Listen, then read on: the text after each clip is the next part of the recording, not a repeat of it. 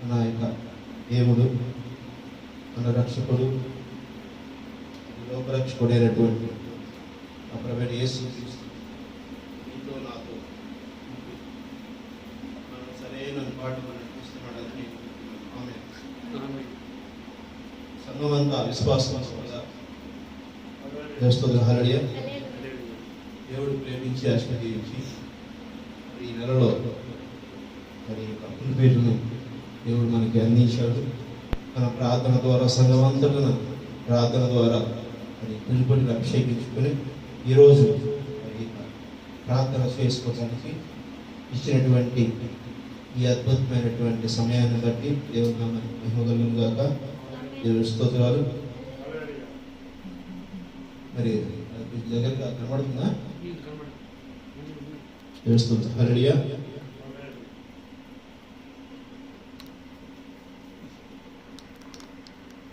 యాకోబు 5వ అధ్యాయము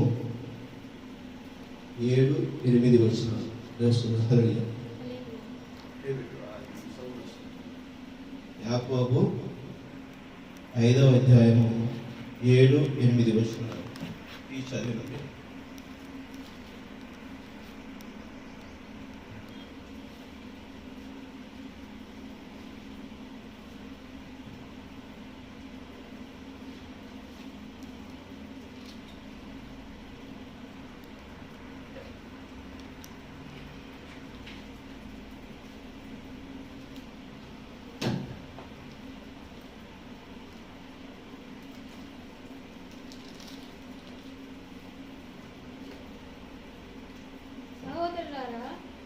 సహోదరులారా, ప్రభు రాకడ వరకు ఓపిక కలిగి ఉండి చూడుడి. వ్యవసాయకుడు తొలకరి వర్షమును కడవరి వర్షమును సమకూడు వరకు విలువైన భూఫలము నిమిత్తము ఓపికతో కాచుకొనుచు దాని కొరకు కనిపెట్టును కదా. ప్రభువు రాక సమీపించి ఉన్నది కనుక మీరులో ఓపిక కలిగి ఉండి మీ హృదయములను స్థిరపరచుకునుడి. స్తోత్రం. హల్లెలూయా. వచ్చినట్లయితే ప్రార్థన చేసుకుందాం.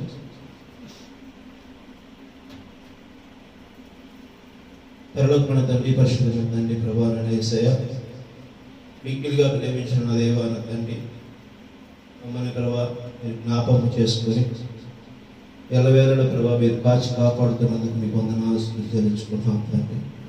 ఇదిగో నెల ఈ ఉదయకాలం ప్రభా మిమ్మల్ని స్తుతించి ఆరాధించే భాగ్యాన్ని మాకు ప్రసాదించారు. ఈరోజు ప్రభా మరి ప్రభా నూతన మరి పులిపేటని ప్రభా మరి మాకు ఇచ్చారు. ప్రభానైనా మీకు వందనాలు తండ్రి. ప్రభా ఇదిగోనైనా మీరే ప్రభా రంగం మీద ఉండి ఇది పవిత్రపరిచి శుద్ధిపరిచి ప్రభా మీ రక్షణలో వాడుకున్నట్టు ప్రభా ఏ ప్రభువైన యేసుక్రీస్తు నామములో ప్రతిష్ఠిస్తున్నాం మా తండ్రి. ప్రభా ఆ విధముగానే ప్రభా సంఘమంతటను ఏక మనస్సుతో ప్రభా మిమ్మల్ని స్తుతించి ఆరాధిస్తుందిగా ప్రభా మరి ప్రభా ఈ యొక్క పులిపేటకి ప్రభా మేము ప్రవేశించటము ప్రభా మీ చిత్తానుసారం జరిగినదని మేము నమ్ముతున్నాం తండ్రి. పిలిచిన దేవుడు మీరు నాయన, రుజువుపరిచే దేవుడు మీరు నాయన, మా పరిచయను బలపరచండి నాయన, మా స్వార్థని ప్రభావ విస్తరింపచేయండి తండ్రి. సంఘానికి రావాల్సినటువంటి ప్రభా నీ విశ్వాసులను ప్రభా త్వరితన ప్రభా మరి మందిరానికి రావటానికి మీ కృప దయచేసి దీవించండి. ఆశ కలిగిన ప్రతి బిడ్డని ప్రభా తృప్తిపరిచి ప్రభా మరి నేను మందిరంలో దేవుని సన్నిధిలో దేవుని ఎదుట మరి సాయపడి ప్రార్థించగా సమస్తము నాకు బయలుపాటు కాపాడుతేవని, నాకున్న సమస్యలని పరిష్కరించబడతాయని ప్రతి బిడ్డ మరి భావించి తీర్మానం చేసుకుని ప్రభా మరి సిగ్గుపడక భయపడక వేదన పడక మీ మందిరానికి రావడానికి మనసు కలిగి ఉండింటే ప్రతి ఒక్కరూ రావడానికి మీకు దయచేయండి. ఆ ధైర్యం నువ్వు దయచేయండి ప్రభా. ఇదిగోనైనా చర్చికి రావాలని ఆశ కలిగినటువంటి వారు మరి కొంతమంది చెప్తున్నారు, మరి ఎందుకు రాలేకపోతున్నారు తెలియదు నాన్న. వారిని ప్రభా మేము ప్రేమపూర్వకంగా ప్రభా మరి మందిరానికి రమ్మని ఆహ్వానిస్తుండగా మీరు దీవించండి నాన్న ప్రభా. వారందరూ ప్రభా మరి సకాలంలో రావటానికి పరిస్థితులను తోడ్పించండి అయినా ఏ సాధారణ శక్తులు వారిని బంధించకుండా వారిని కట్టడి చేయకుండా మీరు విడుదల చేయండి. మీ కృప దయచేయండి ప్రభా. ఇదిగోనైనా మరి మందిరమును ప్రభా సకాలంలో మరి ప్రారంభించడానికి కూడా మీరే ప్రభా రంగం మీద నుండి మాట్లాడగలుగుతారని కోరుకుంటున్నాం మా తండ్రి. సమస్తమును సమపరచుకుంటారని కోరుకుంటున్నాం మా తండ్రి. మీ కాపుదలను భద్రపరిచి దీవించి మీకు ఆశీస్సులు మా దయచేయగలుగుతారని కోరుకుంటూ ప్రభువైన యేసుక్రీస్తు నామములో అడిగి వేడుకుంటున్నాం మా తండ్రి. ఆమేన్. హల్లెలూయా.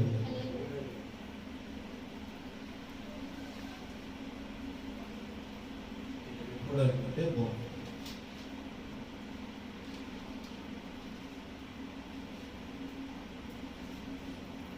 చర్చిలో ఉంది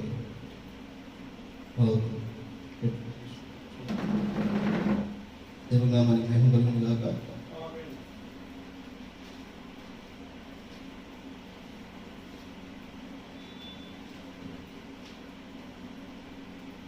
అందరూ బాగా కనబడుతున్నానా?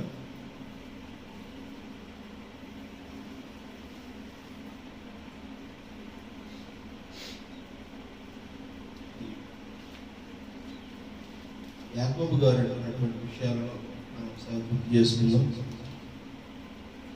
దేవుడు మనం ఇచ్చినప్పుడు దేవుడి పని మనము శక్తి కలిగి ఉంటాం.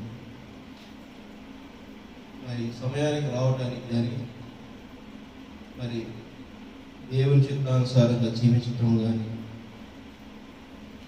మన సొంత ఆలోచన లేకుండా ప్రభు పేరిట ప్రభునామాన్ని కనపరిచి మహిమపరచడంలో మనం పూర్తి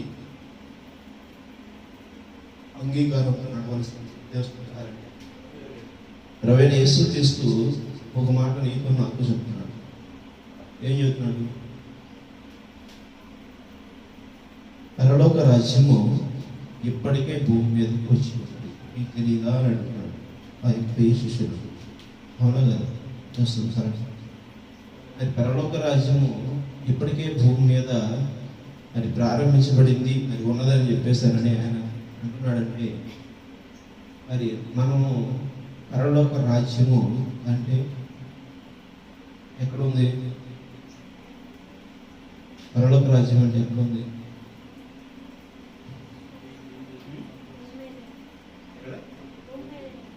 భూమి మీద జరగవలసి ఉంది.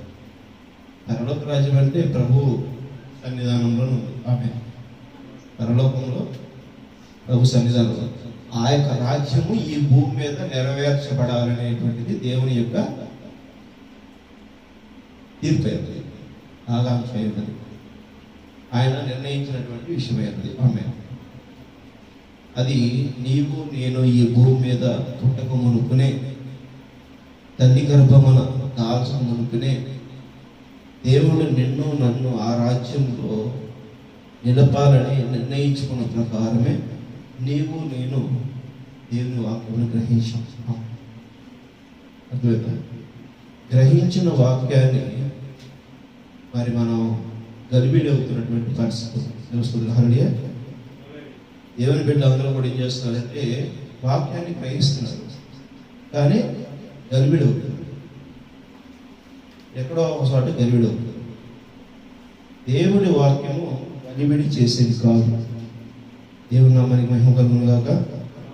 ఎందుకంటే ఏవు సువార్త ప్రకటించినప్పుడు బైబిల్ లేదు అనగా తెలుస్తుంది.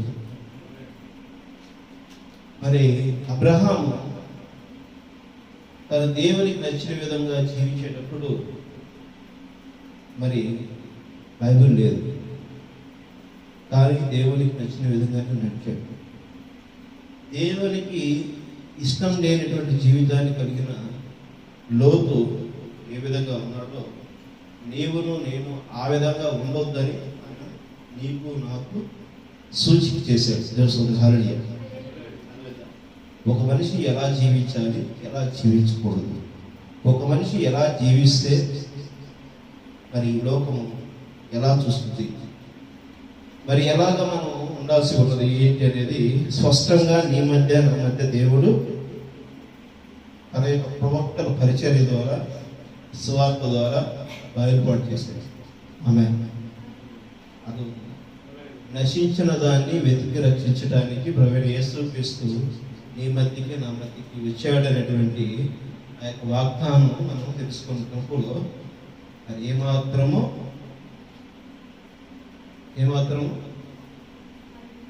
అవగాహన లేని వారిగా ఉండకూడదు.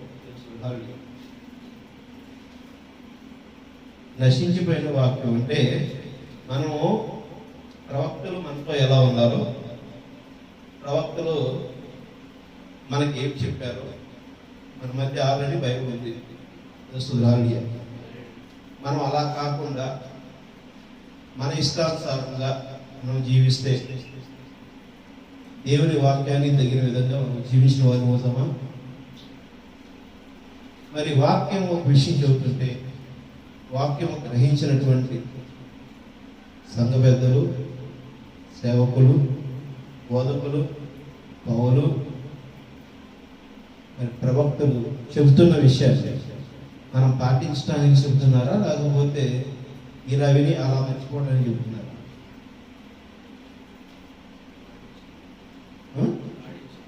పాటించడానికి చెబుతున్నారు. మరి మనం పాటిస్తున్నామా? తెలుస్తుంది కాదు. మనకి ఏదైతే నచ్చినదో అది కాదు, కానీ దేవుని వాక్యమునకు తగిన విధంగా ఏదైతే ఉన్నదో, ఏది శ్రేష్టమైనదో, ఏది మంచిదో, ఏది దేవుని నామానికి మహిమ తెచ్చేదో, ఏది నీకును నీ కుటుంబానికి నీ సంఘానికి నీ దేవుడికి మంచి తెచ్చేటువంటి కార్యం ఏదైతే ఉంటుందో దానిని నువ్వు పాటించవలసిన వాడిగా ఉంటావు. మరి నువ్వు అది పాటించకుండా నేను మారువలస పొందాను, దేవుడిని విశ్వసించాను, దేవుని నామంలో నేను ఆశీర్వదించబడ్డాను, నాకు రక్షణ కలిగింది, నేను పరలోక రాజ్యానికి వెళ్తాను అని అనుకుంటే కష్టమే. వాక్యము అచ్చట ఇచ్చట. అలానే మనం ఈ లోకంలో జీవించవలసిన వారిగా ఉన్నాం, పరలోక రాజ్యంలో జీవించవలసిన వారిగా ఉన్నాం. ఆమేన్. మన జీవితంలో ఈ లోకం ఉంది, పరలోక రాజ్యము ఉంది. ఆమేన్. పరలోక రాజ్యం ఏ విధంగా జీవించమని చెబుతుందో, ఈ లోకం ఏ విధంగా జీవించమని చెబుతుందో మన ముందే తెలుస్తుంది. కానీ అర్థమవుతుందా? ఆర్థిక సౌలభ్యం కోసము మరి జీవించడానికి ఎంతో మంది ఎన్నో రకాలైనటువంటి ఆలోచన చేస్తారు. తెలుస్తుంది. కానీ యోబు 2వ అధ్యాయం 9వ వచనం చదవండి. యోబు 2వ అధ్యాయం 9వ వచనం.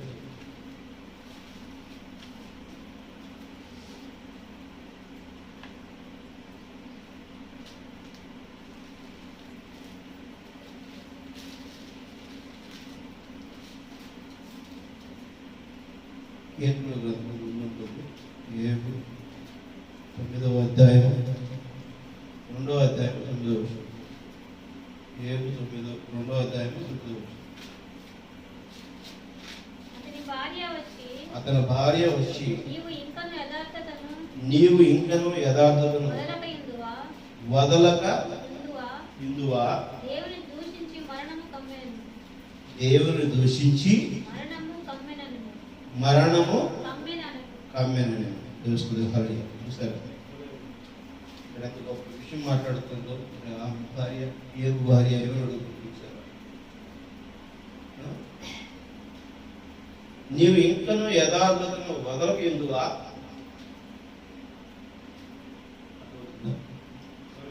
తెలుస్తుంది. హరి దేవుని యొక్క బిడ్డలు దేవుని నామాన్ని కలిగి మరి దేవుని యందు విశ్వాసంతో దేవుడు ఏం చెప్పాడో అవి చేయవలసి ఉంది.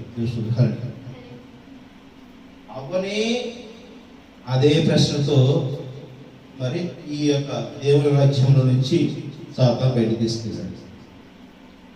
అవునా? అబ్రహాం భార్య పేరండి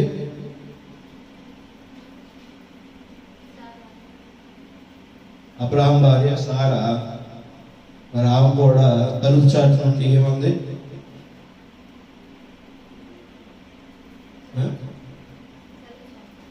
నువ్వు పుట్టిన కాడి నుంచి చర్చికి వస్తున్నావా?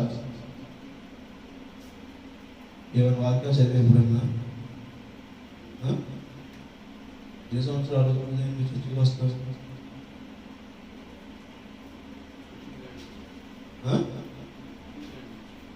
ఎన్నాళ్ళు వాక్యం ఏదన్నా నీకు తెలుస్తుందండి?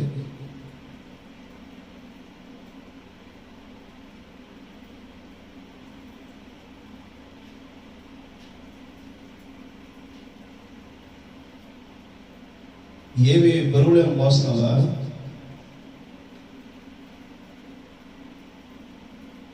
నువ్వు మనసు కుదిరిగ్గా పెట్టుకుని ఆలోచించి, నీకు కుదిరిగ్గా లేదనుకో ఒక కాలు మీద నిలబడు.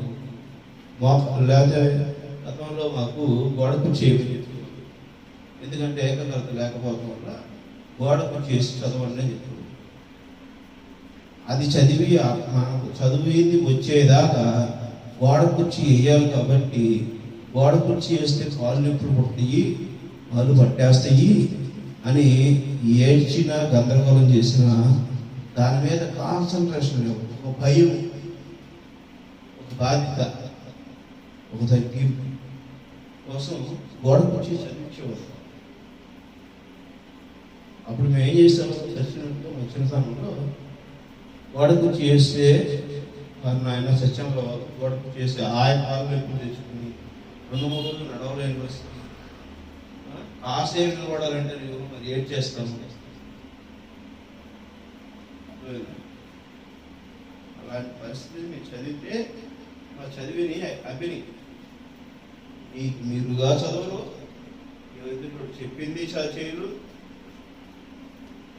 మీరు ఏదో కష్టపడతారని చెప్పేశారని తల్లిదండ్రులుగా ఉన్న వాళ్ళు ఏంటంటే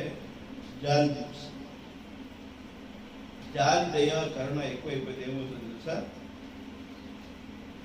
ఏమైపోయింది? పోయేది ఎవరు? జాలి చూపించినాడు పోదు, జాలి చూపించబడిన వాడు. ఎవరైతే జాలికి పాత్రయ్యాడో, ఎవడైతే దయకు పాత్రయ్యాడో, ఎవడైతే కృపకు పాత్రుడయ్యాడో వాడే నాకు అంత. ప్రభువైన యేసుక్రీస్తు కూడా నీ మీద అంత మమకారం, అంత ప్రేమ, అంత అనురాగం చూపించి ఆయన కలవరి శిలువలో వేలాడి ఆయన రక్తం చిందించి నీ కొరకు నా కొరకు ప్రాణం పెట్టి కృప ఇచ్చాడు. ఇచ్చిన కృపను మనం ఏం చేసుకుంటున్నాము? ఏం చేస్తున్నాము? మనం ఈ లోకపరమైన ఆలోచనతో, ఈ లోకపరమైనటువంటి ఆస్తిపాస్తుల కోసము, ఈ లోకపరమైన మన జీవితం వ్యసనాల కోసము, మన స్వార్థ ప్రయోజనాల కోసము ఇక మారవాలి తెలుసుకురాలి. అదేనా అడుగుతుంది? ఏ భార్య ఏమో అడుగుతుంది? నీవు యథార్థతను ఏమంటావు చూసారా? నీవు ఇంకనూ యథార్థతను వదలక ఎందువా? నీ యథార్థతను పట్టుకునే కూర్చుంటావా? దేవుడు చెప్పిన పనే నువ్వు చేస్తా కూర్చుంటావా? దేవుడు నడవమన్నాడు దావలోనే నడుస్తూ ఉంటావా? ఎందుకు అడుగుతున్నామే అట్లాగా?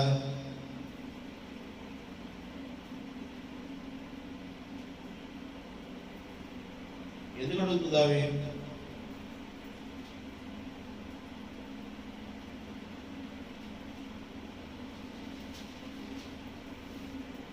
రెండో అధ్యాయం మొదటి నుంచి చూడండి.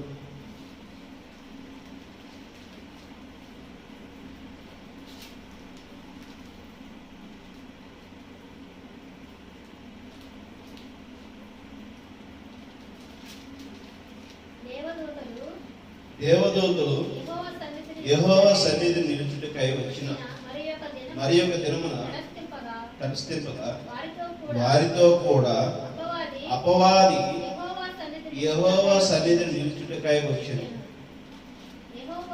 యెహోవా నీవు ఎక్కడి నుండి వచ్చితివని వారిని అడగగా అపవాది భూమిలో ఇటు అటు తిరుగులాడుచు అందులో సంచరించు వచ్చిందని యెహోవాకు ప్రత్యుత్తరం ఇచ్చాను.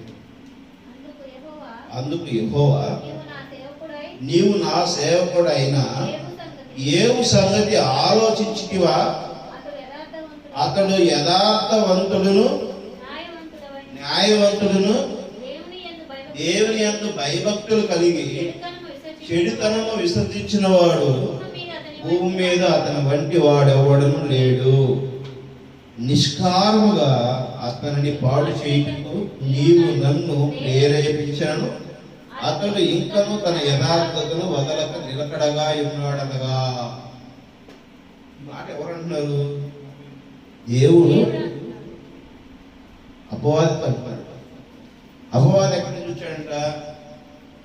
భూమి క్రింద నుంచి వచ్చాడు. ఆమె అపవాది ఎక్కడి నుంచి వచ్చాడు? భూమి క్రింద నుంచి అటు ఇటు తిరుగుతున్నాడు. వీడు అసలు అక్కడ ఎందుకు వెళ్ళాడు?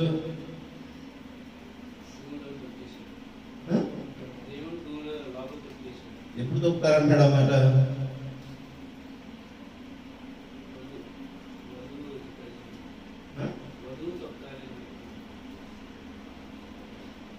ప్రకటన గ్రంథం 19వ అధ్యాయం. వారట్లో ఏం పెట్టుకోండి. ప్రకటన గ్రంథం 19వ అధ్యాయం.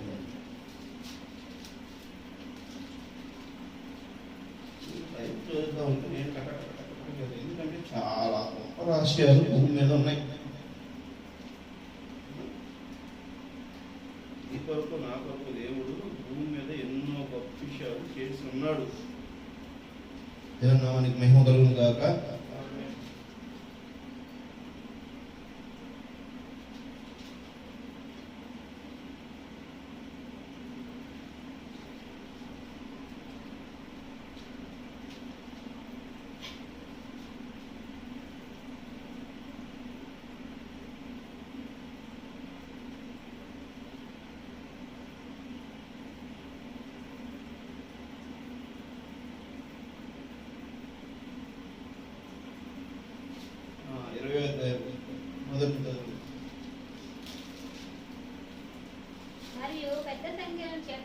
మరియు పెద్ద సంఖ్యలను చేత పట్టుకొని అగాధము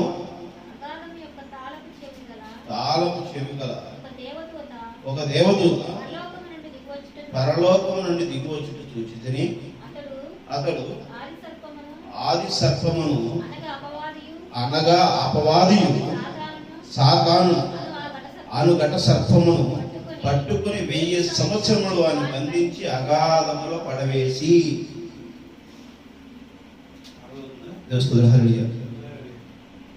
అగాధములో పడవేశారు. ఈ పడవేసే ముందు ఏం జరిగింది అసలు?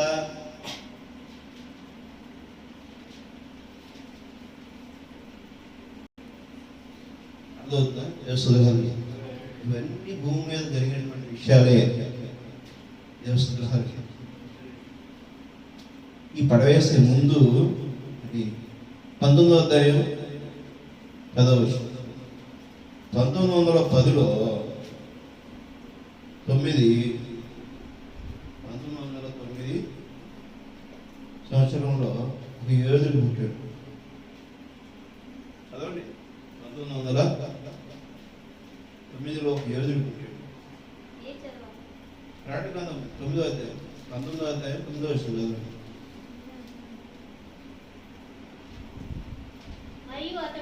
మరియు అతడు నాతో ఇలాగ చెప్పాను, గొర్రె పిల్ల పెళ్లి విందుకు పిలవబడిన వారు ధన్యులని రాయము. మరియు ఈ మాటలు దేవుని యథార్థమైన మాటలని నాతో చెప్పాను. అందుకు నేను అతనికి నమస్కారం చేయుటకు అతని పాదములు ఎదురు సాగిపడగా అతని ముద్దుసుమి, నేను నీతోను యేసుని గురించిన సాక్ష్యం చెప్పు, నీ సహోదరులతోనూ సహదాసులు దేవునికి నమస్కారం చేయము, యేసుని గురించిన సాక్ష్యము ప్రవచనాసారమని నాతో చెప్పు. దేవస్థానాన్ని ఎవరి మాట చెప్పింది?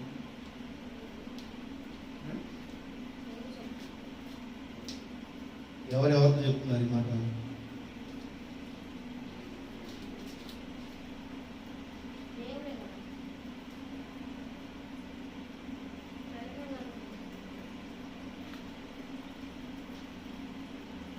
అతడు నాతో ఇలాగ చెప్పాను, గొర్రెపిల్ల పెండ్లి విందుకు పిలువబడిన వారు ధన్యులని వ్రాయము. మరియు ఈ మాటలు దేవుని యథార్థమైన మాటలని నాతో చెప్పాను. అందుకు నేను అతనికి నమస్కారం చేయకు అతని పాదములు ఎదుటి సాగిలపడగా అతను వద్దుసుని, నేను నీతోను యేసును కూర్చిన సాక్ష్యం చెప్పు, నీ సహోదరులతోనూ సహదాసు దేవునికే నమస్కారం చేయు. యేసును కూర్చిన సాక్ష్యము ప్రవచనానుసారమని నాతో చెప్పింది.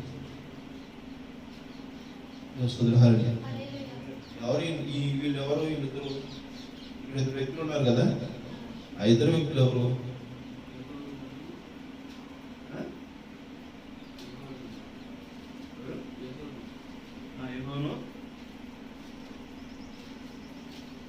ఇంకోళ్ళు ఎవరు? అబ్రహాం. ఇంకా హలో అమ్మారెడ్డి గారు తెలుసా? 1909లో ఒక యోధుడు పుట్టాడు.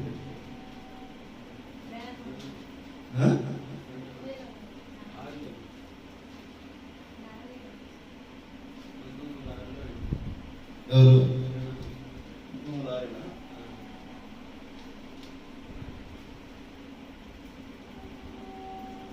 ఇది ఎక్కడి నుంచి ఉందా? రావదేశం గారు ఎక్కడి నుంచి ఉంది? 1906 ఉందా?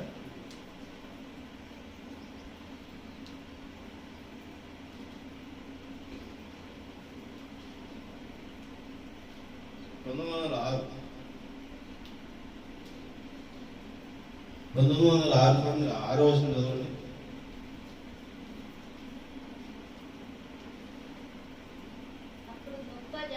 అప్పుడు గొప్ప జన సమూహము శబ్దమును, విస్తారమైన గమన శబ్దమును, బలమైన ఉరుముల శబ్దమును పోలిన యొక్క స్వరము సర్వాధికారి ప్రభువుకు మన దేవుడైన ఏలుచున్నాడు, మన దేవుడు ఏలుచున్నాడు.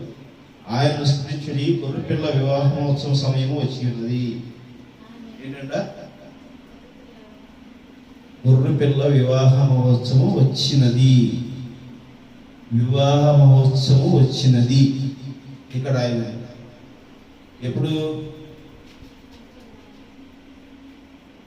ఇప్పుడు ఈయన మాట్లాడాడు. ఈయనతో మాట్లాడింది ఇప్పుడు 1963లో ప్రవక్తతో బలిష్ఠుడైన వేరే ఒక దేవతతో దిగి వచ్చింది. ఈ 1906లో గ్రహం పుట్టేటువంటి కాలానికి యెహోవా గారు ఇచ్చారు. అర్థమవుతుందా? యుగ సమాప్తి వరకు యెహోవా గారు చూశారు. సంఖ్యలు వేయబడి పాతాళంలో తొక్కినది. పాతాళంలో బంధించిన తరువాత మరలా వాడు వచ్చి 1000 సంవత్సరాలు మరి రాజ్యం అయిపోయిన తర్వాత వాడు విజృంభించినటువంటి విషయాన్ని కూడా ఈ భూమి మీద రాయబడింది. దేవస్థానం హల్లెలూయా. అదో ప్రకటన గ్రంథంలో. అర్థమైందా?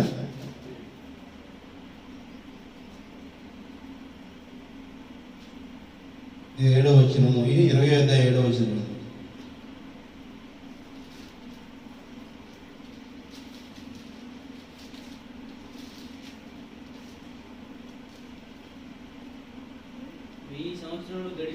వెయ్యి సంవత్సరములు గడిచిన తర్వాత సాతాను తననున్న చెరలో నుండి విడిపింపబడును. భూమి నలుదిశల నుండి జనులు లెక్క సముద్రపు ఇసుక వలె ఉన్న గోగు మాగోగు అని వారిని మోసపరిచి వారిని యుద్ధములకు పోగు చేయుటకే వాడు బయలుదేరును. వారు భూమి అంతటా వ్యాపించి పరిశుద్ధులు శిబిరమును, ప్రియమైన పట్టణమును ముట్టడి వేయగా పరలోకము నుండి అగ్ని దిగి వచ్చి వారిని దహించెను.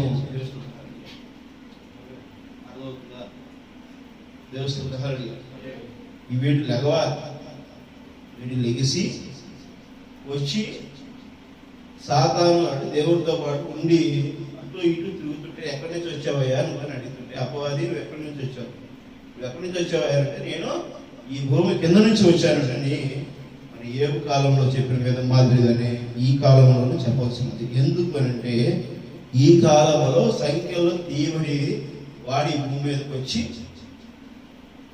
ఏం చేస్తున్నాడు? లెక్కక సముద్రపు ఇసుక వలె ఉన్న గోగు మాగోగు అని వారిని మోసపరిచి వారిని యుద్ధమునకు పోగు చేయుటకై వాడు బయలుదేరు. అర్థమవుతుందా? గోగు మాగోగు యుద్ధం ఎప్పుడు వస్తుంది? గోగు మాగోగు యుద్ధం అంటే తెలుసా? దేవస్తుంది. ఇది చాలా ఈ లోతైనటువంటి విషయాలు. దేవస్తుంది. గోగు మాగోగు యుద్ధం అనేది ఎప్పుడు వచ్చింది? తూర్పు రాజు దక్షిణ రాజు కలబడినప్పుడు వస్తుంది. తూర్పు రాజు ఎవరు? రష్యా. పశ్చిమరాజు ఎవరు? అమెరికా. ఈ రెండు కలబడటం అంటే ఏ యుద్ధం జరిగింది? మూడో ప్రపంచ యుద్ధం జరిగింది. ఈ మూడో ప్రపంచ యుద్ధం జరిగే ముందు ఆ యుద్ధానికి సమగ్రతను పోగేస్తుంది. ఆ యుద్ధం చేయడానికి జనాభాని కూడగట్టుకుని ఎంతమందిని? ఇసుకేస్తే రానంతమందిని కూడగట్టుకుని ఎక్కడికి వస్తున్నారు? ఎవరి మీద యుద్ధం చేయడానికి వస్తున్నారు? చూడండి, వారి భూమి ఎంతటను వ్యాపించి పరిశుద్ధుల శిబిరమును ప్రియమైన పట్టణమును ముట్టడి వేయగా పరలోకము నుండి అగ్ని దిగి వచ్చి వారిని దహించును. దేవస్తుని ప్రియమైన పట్టణాన్ని. ఈ ప్రియమైన పట్టణం ఎవరు?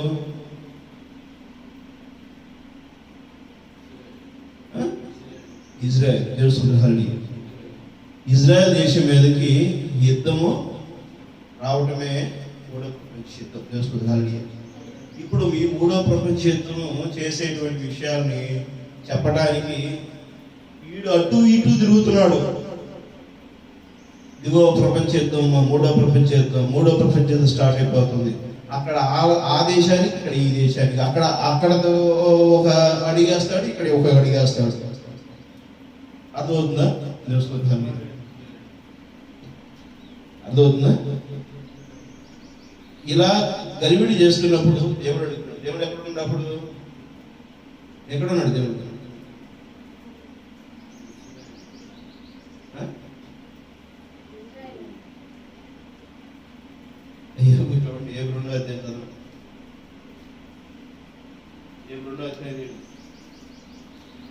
ఎక్కడున్నాడు?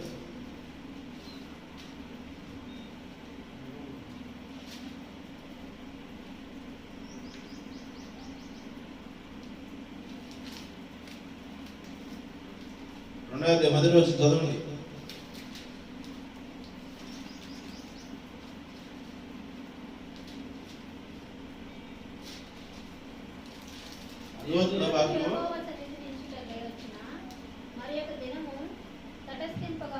ఏపు 2వ అధ్యాయం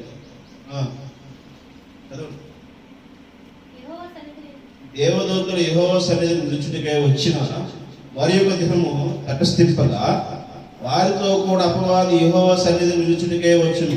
యెహోవా నీవు ఎక్కడ నుండి దిగి వచ్చితివి, నీవు ఎక్కడ నుండి వచ్చితివని అడగగా అపవాది భూమిలో ఇటు అటు తిరుగులాడుచు అందులో సంచరించు వచ్చిందని యెహోవాకు ప్రత్యుత్తరం ఇచ్చును. అర్థమైందా? ఏమర్థమవుతుంది?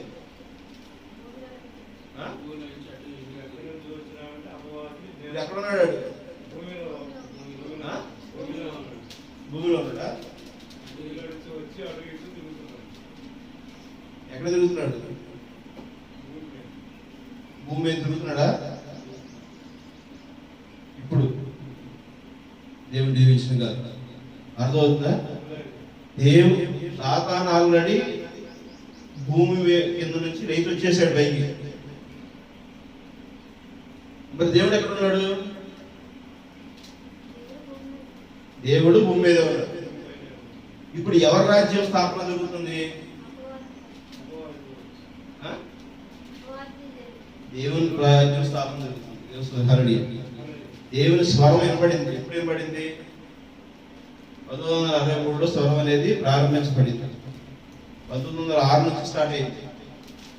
ఈ చివరి కాల ప్రవక్త యోహాను గారు ప్రకటన గ్రంథం రాస్తున్నప్పుడు, ప్రకటన గ్రంథం రాసేటప్పుడు వీటిని ముద్రించేయి అని చెప్పేసరి దేవుడి యొక్క స్వరం వినపడినప్పుడు ఆయన ముద్రించి చూస్తున్నప్పుడు ఈయన ఎక్కడ ముద్రించుకున్నాడు, ఎందుకు అని చెప్పేసి అనేటువంటి దాన్ని ఆయన చూసుకుంటూ పోతున్నప్పుడు ఇక్కడ ఈ చివరి కాల ప్రవక్త బ్రహ్మాము ఆయనకి ఎదురుగా తారసపడినప్పుడు యెహోవానికి యోహాను గారు వెళ్ళి ఆయన ముందు సాగిపోతారు. అర్థమవుతుందా? ఈ కాలంలో కూడా ఆయన వచ్చాడు. ఆమె మనిషి దేవుని బిడ్డలు భూమి మీదే కాదు, కాలాలు తిరిగి చూడాలి. దేవస్థానాన్ని అర్థమవుతుందా? యుగ యుగాలు చూడాలి. ఎందుకంటే దేవుని రాజ్యము శ్రేష్టమైనది. ఆమె దేవుని సర్వ సృష్టికర్త. దేవుడు ఎల్లవేళలా నీకు నాకు సరైన మార్గంలో నడిపించే యథార్థత కలిగిన దేవుడే. ఆమె ఆ యథార్థత నీవు నేను ఉండాలి. ఇప్పుడు అదే ఏమంటాడంటే, నీవు సాతానా అపవాది, నువ్వు ఇక్కడికి వచ్చావు, బాగానే ఉంది. ఇక్కడ నువ్వు వచ్చావు. ఎలా వచ్చావు? ఏమి యథార్థత నీకు తెలిసే వచ్చావా? అర్థమవుతుందా? ఓ అపవాది, వేలకు వేలు ఇసుకేస్తే రానంత మంది జనాభాను పోగేసుకుంటే నువ్వు వస్తున్నావే, ఇక్కడ ఎవరున్నారు తెలుసు? ఇప్పుడు ఆ యథార్థత కలిగిన వాళ్ళు ఎవరున్నారు తెలుసా నీకు? ఎవరు ఎవరున్నారని అడిగేది దేవుడు. మీరు కలివిడి అవుతున్నారు. ప్రతిదీ స్పష్టంగా కుండబద్దలు కొట్టినట్టు వాక్యం చెప్తే పిచ్చోళ్ళు ఉన్నారు కొంతమంది. అదవుతుందా? కొంతమంది పిచ్చోళ్ళు ఉన్నారు. ఇదే నా వాక్యం వాస్తవా, దాన్ని 100 రకాలు సృష్టించేవాళ్ళు వర్తమానంలే. అర్థమవుతుందా? ఎప్పుడు వాక్యం ఇద్దరు ఉంటుంది. మీకు అర్థమవటం కోసమే నేను చాలా ప్రయత్నం చేస్తున్నా. అక్కడ ఏబు ఉన్నాడు, అపవాదం ఉన్నాడు, దేవుడు ఉన్నాడు, దేవదూతలు ఉన్నారు. ఇసుకేస్తే రావాలంతమంది జనాలు ఉన్నారు. ఏబు సమయం దేవస్థుల హల్లెలూయా. అప్పుడు బైబిల్ లేదు, గుర్తుపెట్టుకోండి, దేవస్థుల హల్లెలూయా. కానీ ఆయన యథార్థంగా నడిచాడు. ఇప్పుడు నీ దగ్గర బైబిల్ ఉంది. ఇప్పుడు ఎవరున్నారు? దేవుడు ఉన్నాడు, సాతాను ఉన్నాడు, వధువు ఉంది. ఆమె ఏబు స్థానంలో వధువు ఉంది. నిద్ర లేకవండి, మేల్కోండి. ఓ అపవాది, నువ్వు ఇంతమందిని పోగేసుకుని వస్తున్నావే, ఇంతమంది జనాభాని యుద్ధానికి రెడీ చేస్తున్నావు కదా, ఎక్కడి నుంచి వచ్చావు నువ్వు? నేను ఈ భూమిలో నుంచి వచ్చాను. అర్థమవుతుందా? ఈ భూమిలోకి ఎప్పుడు వాడు వెళ్ళాడు? ప్రభువైన యేసుక్రీస్తు కల్వరి సిలువలోకి వెళ్ళినప్పుడు నెట్టివేయబడ్డాడు. అర్థమవుతుందా? దేవనామానికి మహిమ కలుగును గాక. మరలా ఆయన పునాది వేసుకుంటూ వచ్చాడు. దేవుని రాజ్యం భూమి మీద స్థాపించబడింది ప్రభువైన యేసుక్రీస్తు సమయంలోనే. ఆ రాజ్యము ఆయన వచ్చినప్పుడే, రాజు వచ్చినప్పుడే రాజ్యం స్టార్ట్ అయింది. ఒక కాలేజీ ప్రారంభించడానికి ఎవరు పునాది వేస్తారు? ఎవరేస్తారు? ఒక కళాశాల ప్రారంభించాలంటే ఎవరేస్తారు పునాది?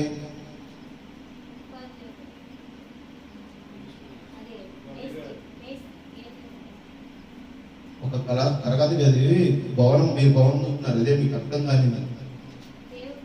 కళాశాల అంటే ఒక తరగతి గదిని ప్రారంభించాలంటే మొదటగా ఎవరు వేస్తాడు? ఎవడైతే కాలేజీ ప్రారంభించాలనుకుంటున్నాడో వాడేస్తాడు కరస్పాండెంట్.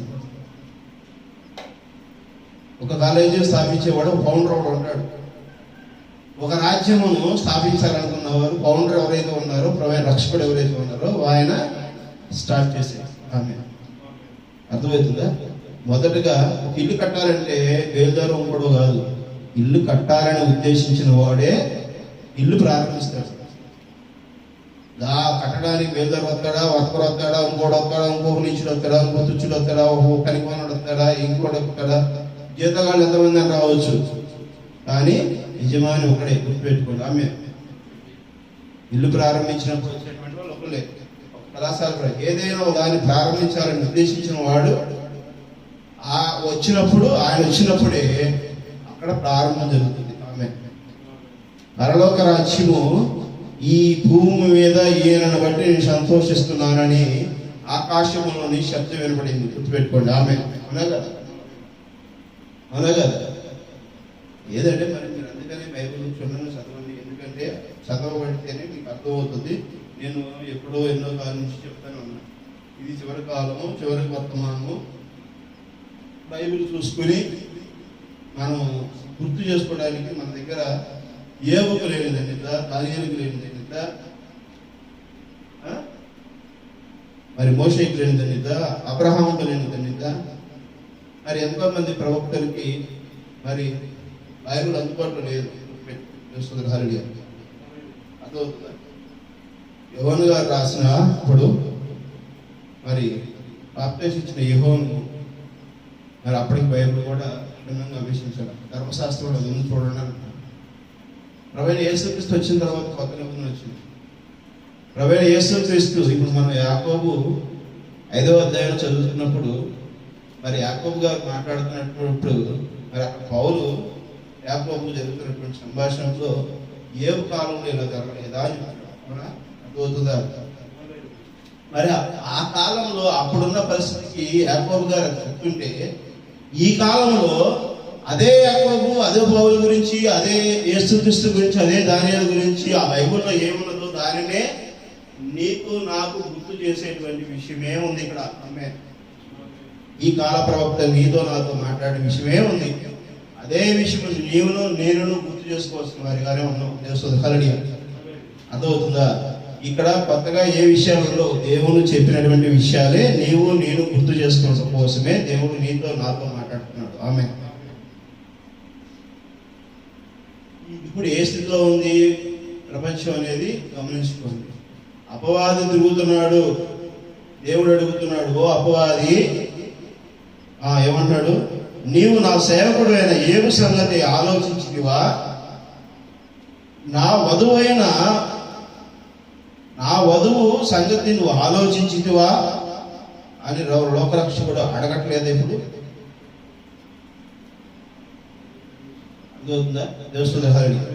అతడు యథార్థవంతుడును న్యాయవంతుడు,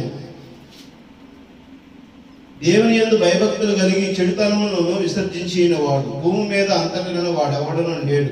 నిష్కారముగా అతనిని పాడు చేయుటకు నీవు నన్ను ప్రేరేపించను. అతడు ఇంకనూ తన యథార్థతను వదలక నిలకడగా ఉన్నాడు.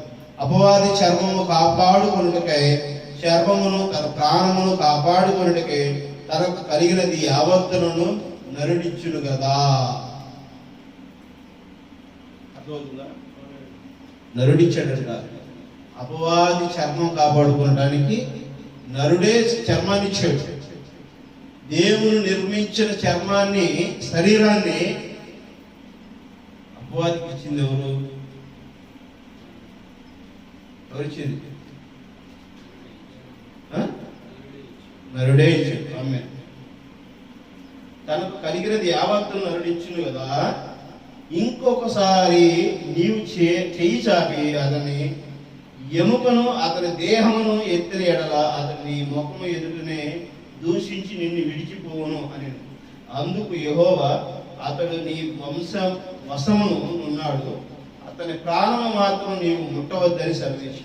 కాబట్టి అపవాది యెహోవా సన్నిధి నుండి బయలువెళ్ళి అధికారులు మొదలుకొని నెత్తి వరకు బాధగల కురుపులతో ఏగును మెత్తి. అతడు ఒళ్ళు గోకునుడికై చిల్ల పెంకు తీసుకుని బూడిదలో కూర్చుండగా అతని భార్య వచ్చి, నీవు ఇంకా యథార్థవంతును వదలకపోయేదివా? దేవుని దూషించి మరణము కమ్మెను. అందుకతడు, మూర్ఖురాలు మాట్లాడినట్లు నీవు మాట్లాడుచున్నావు. మనము దేవుని వలన మేలు అనుభవించదుము కదా, మేలు అనుభవించదుమా? కీడును మనము అనుభవింపతగదా? మనం మేలు దేవుని వలన పొందుకుంటున్నాం. కీడు తీసుకుంటే తప్పేంటి? శిక్ష తీసుకుంటే తప్పేంటి?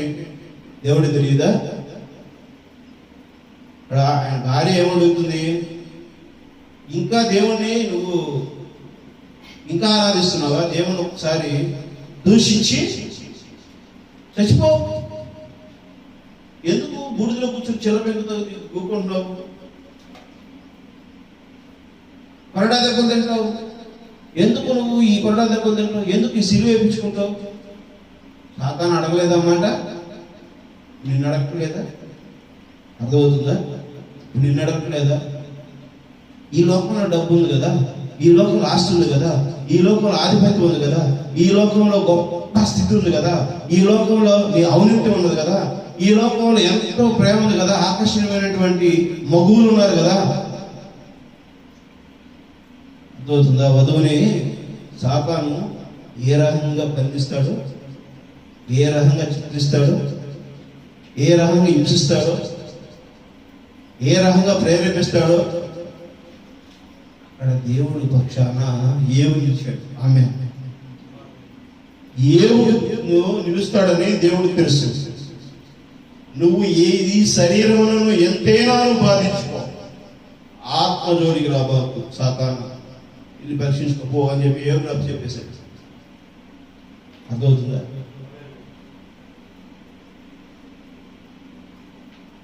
ఈ నీ చిత్తమైతే ఈ గిన్నె బోర్లించి ప్రభువా అని గెచ్చమైన తోటలో ప్రవీణ యేసుక్రీస్తు నీతో నాతో నీ కొరకు నా కొరకు ఆయన శరీరమును అర్పించాడు. ఆమె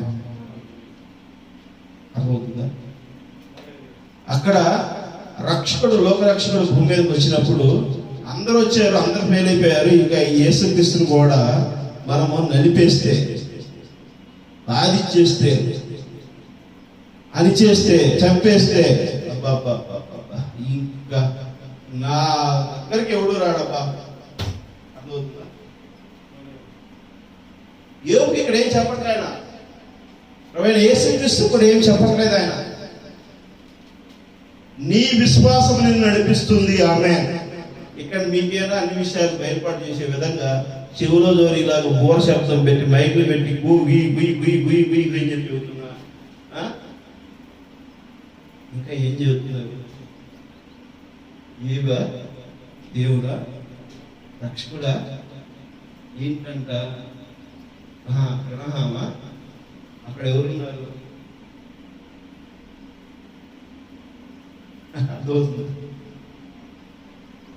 డైనమాలో ఉంటున్నారు మీరు. మీకు ఆ తృప్తి లేదు, మీకు ఆ ఆకర్షణ లేదు. ఉందా లేదా మీరు పరీక్షించుకోవాలి. ఆమె అర్థమవుతుందా? దేవుని చెవి కలిగిన వాడు దేవుని మాట వింటాడు. ఆమె ప్రవీణ యేసుక్రీస్తు తన రాజ్యం వచ్చిందనేటువంటిది దేవుని నామంలో ఆశీర్వదించబడిన వారు మాత్రమే తెలుసుకున్నారు. అర్థమవుతుందా? ప్రవక్తలు దేవుని వెంబడించారంటే ఆయన వచ్చి పొదువు పట్టుకు తీసుకెళ్ళా, దేవుడు ఎక్కడున్నాడని వాళ్ళు ఎత్తుకున్నారు, ప్రార్థించారు, మొరపెట్టారు, మోకరించారు, ధూపం వేశారు, వేడుకున్నారు. ఈ లోకంలో ఉన్న వాటినన్నీ మాకు అవసరం లేదని చెప్పేసి దేవుని వెంబడించారు వాళ్ళు. అర్థమవుతుందా? ఇక్కడ మనం ఏం చేస్తున్నాం? ఆరాధన సమయానికి మనం అప్పుడు చూడు. ఇప్పుడు ఈ లోకంలో అందరూ అదే పరిస్థితిలో ఉన్నారు. అర్థమవుతుందా? అలాంటి వాళ్ళందరూ నాడు పోగేసుకుని వస్తున్నాడంట. పోయిందా? ఇసుకేస్తే రానంత మందిని పోగేసుకుని వస్తున్నాడంట. ఎవరు వాళ్ళు? దేవుని ఎరిగిన వారే, దేవుని గుర్తించిన వారే, దేవుడితో జీవించిన వారే ప్రవీణ యేసుక్రీస్తు సిలువేశారు. దేవుని మహిమపరచడం కోసం చర్చిలకు వెళ్ళే వాళ్ళే, దేవుని కొనియాడిన వారే, దేవుని మహిమ పొందుకున్న వారే, దేవుని ఆశీర్వచన వాళ్ళు తీసుకున్న వారే ఈరోజు యథార్థమైన వధువు మీదకి దాడికి వెళ్తున్నారు. పెట్టుకోండి. ఆమె నీలో ఉన్న అపవాదే నీ మీద దాడికి వస్తున్నాడు. నువ్వు దేవుని చర్చికి వెళ్తున్న వాడివే, కానీ నిన్ను ఎక్కడో ఒకసారి పడేయడానికి దేవుడు నిన్ను సాతాను గాడు పెంచి ఉన్నాడు, బంధిస్తున్నాడు. అవుతుందా?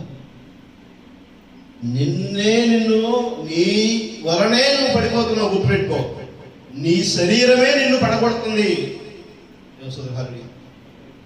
అదవుతుందా? నీ శరీరమే నిన్ను పడగొడుతుంది. అందుకనే దేవుడేమంటాడు, ఈ శరీరం నా బిడ్డలు ఎవరు కూడా లెక్క చేయట్లా. పులి వచ్చి తింటదంటే దాని బాధపడట్లా. కత్తె మనిషిని ఎగరేసి కత్తి పెడతానంటే పౌలు బాధపడలా, యెహోషువ బాధపడలా, యెహోను బాధపడలా. అర్థమవుతుందా? దేవస్తులు నీ ఈరోజు వధువు భయపడితే, ఈరోజు వధువు భయపడుతుంది. జరగబోతున్న ఉగ్రత, జరగబోతున్నటువంటి పరిస్థితి పెట్టుకోండి. దేవస్తులు దేవుని నామానికి మహిమ కలుగును గాక. దేవుడు నిన్ను నన్ను ఎంచుకున్నాడు. ఆయన విత్తనములు కలిగిన వారమై ఉన్న వారమైతే ఆయన వెంబడించాలి. ఆయన వెంబడించడం అంటే ఏంటి? ఆయన మనలో నుండి ఉన్నాడు అనేటువంటి దాన్ని రుజువుపరిచేటువంటి స్థితిని మనం కలిగి ఉండాలి. ఈ లోకంలో శరీర సంబంధుడిగా ఉన్నప్పుడు ఈ లోక శరీరాన్ని నువ్వు ఆ యొక్క ఆశలన్నింటిని అణిచివేసి నీ ఆత్మానుసారమైన జీవితము దేవుడు ఏదైతే ప్రేరేపిస్తున్నాడో, నీ యొక్క శరీర ఆలోచనలతో ఏదైతే లోపించిందో, నశించిందో, ఏదైతే అణచవేయబడిందో, నిర్మూలన చేయబడిందో, ఏది నీకు దూరమైందో, దేవుని యొక్క రక్షణ నుంచి నువ్వు ఎక్కడ కోల్పోతున్నావో అక్కడ నువ్వు సరి చేసుకో. దేవస్తులు హరి ఇప్పుడు ఎవరితో నువ్వు యుద్ధం చేయాల్సింది? ఎవరితో? నీ సహోదరులతోనా? నీ బంధువులతోనా? నీ సంఘంలో వారితోనా? ఈ లోకంలో వారితోనా? ఎవరితో నువ్వు యుద్ధం చేయాల్సింది? నీకు నీతోనే యుద్ధం చేయాల్సింది. ఆమె అర్థమవుతుందా? నీ ఆలోచనలతో నువ్వే యుద్ధం చేయాల్సింది. దేవుని ఆలోచన ఏమున్నాయో, దేవునికి వ్యతిరేకమైన ఆలోచన ఏమున్నాయో బైబిల్ ఏం చెబుతుందో, నీవు నేను ఏ విధమైనటువంటి మరి క్రమం కలిగిన జీవితాన్ని కలిగి ఉండాలనేది నీకు నాకు దేవుడు సాదృశ్యానికి ఏది ఇచ్చాడో దానినే మనం కలిగి ఉండాలి. దేవస్తులు అది లేకుండా మన ఇష్టానుసారమైన జీవితాలు, ఈ లోకంలో ఉన్నటువంటి కోసం మన ఆశల జీవితాలు మనం కలిగి ఉన్నాం, ఏమైపోతాం మనం?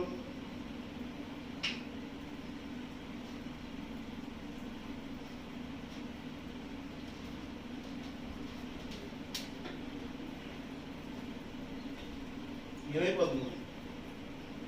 దేవుడికి దూరం అయిపోతాం. దేవునితో మనం జీవించలేనటువంటి ఏ క్షణమైనా సరే వ్యర్థమే అవుతుంది. నువ్వు దేవునికి వ్యతిరేకించని జీవించే క్షణంలో దేవుడు రాకడ జరిగితే,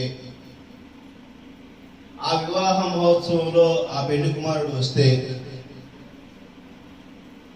ఆ క్షణంలో నువ్వు యోగ్యత కలిగి లేకపోతే ఏమైపోతావు?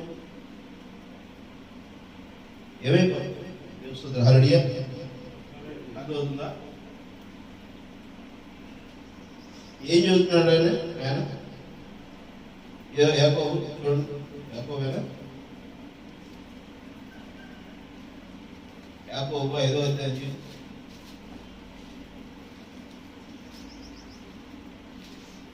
7వ వచనం. యాకోబు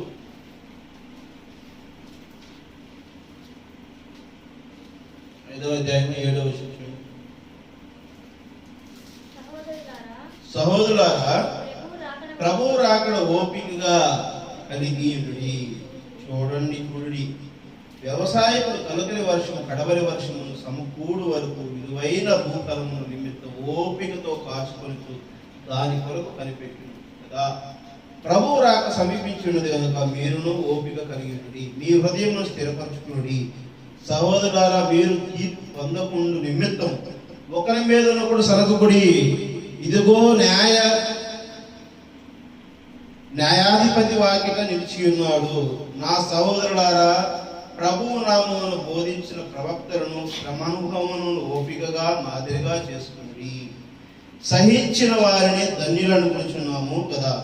మీరు ఏవి యొక్క సహనమును గూర్చి వింటిరి. ఆయన ఎంతో జాలియో కనికరమును గలవాడని మీరు తెలుసుకుని ఉన్నారు.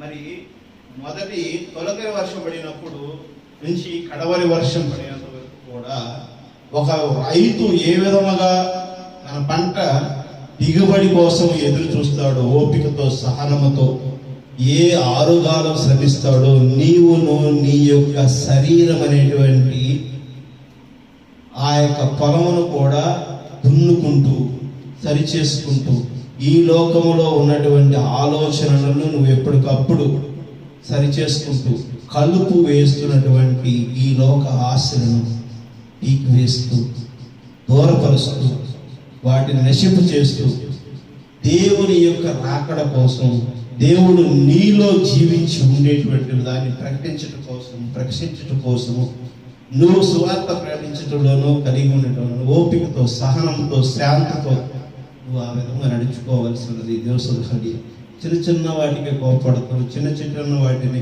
అపార్థం చేసుకోవటం, చిన్న చిన్న విషయాల్లోనే దూషించుకోవటం, దుయ్యబట్టుకోవటం నీకును నాకును మరి సరిపోదని చెప్పేసి అనేది వాక్యం నీకు నాకు ఈ క్షణంలో ఇప్పుడు గుర్తు చేస్తుంది. దేవుని ఎంతమంది అర్థం చేసుకుంటారు? దేవుని నామానికి మహిమ కలుగును గాక. వాక్యం చెబుతున్నప్పుడు దాన్ని మనం గుర్తెరిగి సరి చేసుకోవాల్సిన వారిగా ఉన్నాం. సమయాన్ని ఈరోజు వ్యర్థం చేసుకుంటే అనవసరమైనటువంటి ఫోన్లో రీల్స్ చూసుకుంటాను, వీడియోస్ చూసుకుంటాను, లేకపోతే పరధ్యానంలో ఆలోచిస్తాను, టైం అంతా వేస్ట్ చేసుకుంటే నువ్వు దేవుడికి రక్షణ పొందుకున్న దానికి నీకు దేవుడు ఇచ్చినటువంటి ప్రేరణ, నువ్వు దేవుడిని గుర్తెరిగావు అంటే ఊరిని కూర్చోకూడదు కదా. కూర్చున్నావు అంటే అప్పుడు ఏంటి? నేను గుర్తెరిగాను, నేనే ఉన్నానంటే అక్కడ నీ స్వార్థం ఉన్నట్టే. అర్థమవుతుందా? దేవుడు నీకు నాకు ఏ ఆశీర్వచనం ఇచ్చాడో నీ సహోదరుడికి నా సహోదరుడికి కూడా అదే ఆశీర్వచనం ఇస్తాడు. దానికోసం నీవు నేను చెప్పవలసిన వారిగా ఉన్నాం, ప్రకటించవలసిన వారిగా ఉన్నాం, సువాసన వెదజల్లవలసిన వారిగా ఉన్నాం. దేవుని హల్లెలూయా. 16వ వచనం చదవండి. యాకోబు 5వ అధ్యాయం 16వ వచనం. మీ పాపములను ఒకరితో ఒకడు ఒప్పుకొనుడి, మీరు స్వస్థత పొందినట్లు ఒకరి కొరకు ఒకడు ప్రార్థన చేయుడి. నీతిమంతునికి విజ్ఞాపన మనపూర్వకముగా బహుబలము గలదై ఉండును. నీతిమంతుని ప్రార్థన పూర్వకమైనదే, బహుబలము గలదే. నీతిమంతులు ప్రార్థన చేస్తే ప్రతిదీ స్వస్థత పొందుతాం. దేవుని వాక్యాన్ని నువ్వు నేను కలిగి ఉంటే, దేవుని చిత్తానుసారంగా నీవు నేను జీవించాలని ఆశ కలిగి ఉన్నప్పుడు మనము దేవుని కనబరుస్తాం, దేవుని విశ్వసిస్తాం, దేవుని యొక్క మాటలతో మనం ఏకీభవించి ఆ వేదనగానే మనం జీవించుకుంటాం.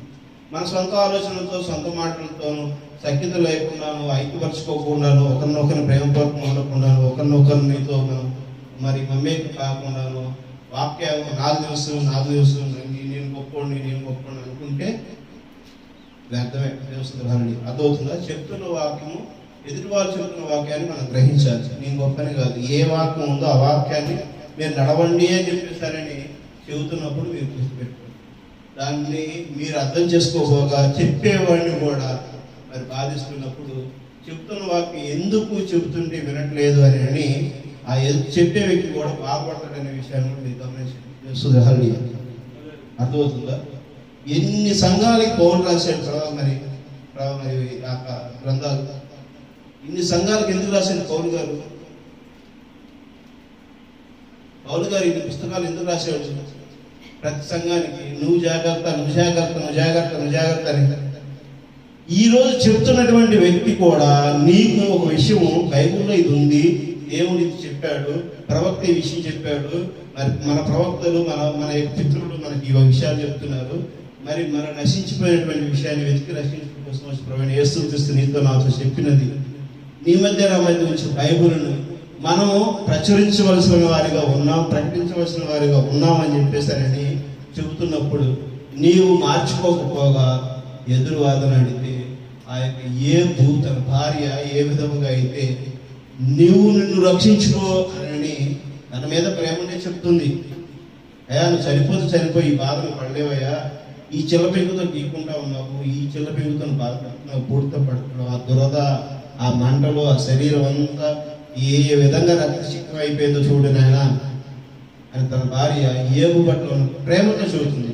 కానీ ఏమంటున్నాడు? మనకు మేలు పొందుకున్నాం కదా, కీడు పొందుకుంటే తప్పేంటి? ఎంత గొప్ప విషయం చెప్పాడు. ఈరోజు పరీక్షించబడితే తప్పేంటి? బాధించబడితే తప్పేంటి? మనం నిందించబడితే తప్పేంటి? మరి ఉన్నటువంటి ఆలోచన ఈరోజు నీకు నాకు ఉండాలి దేవుని కలిగి.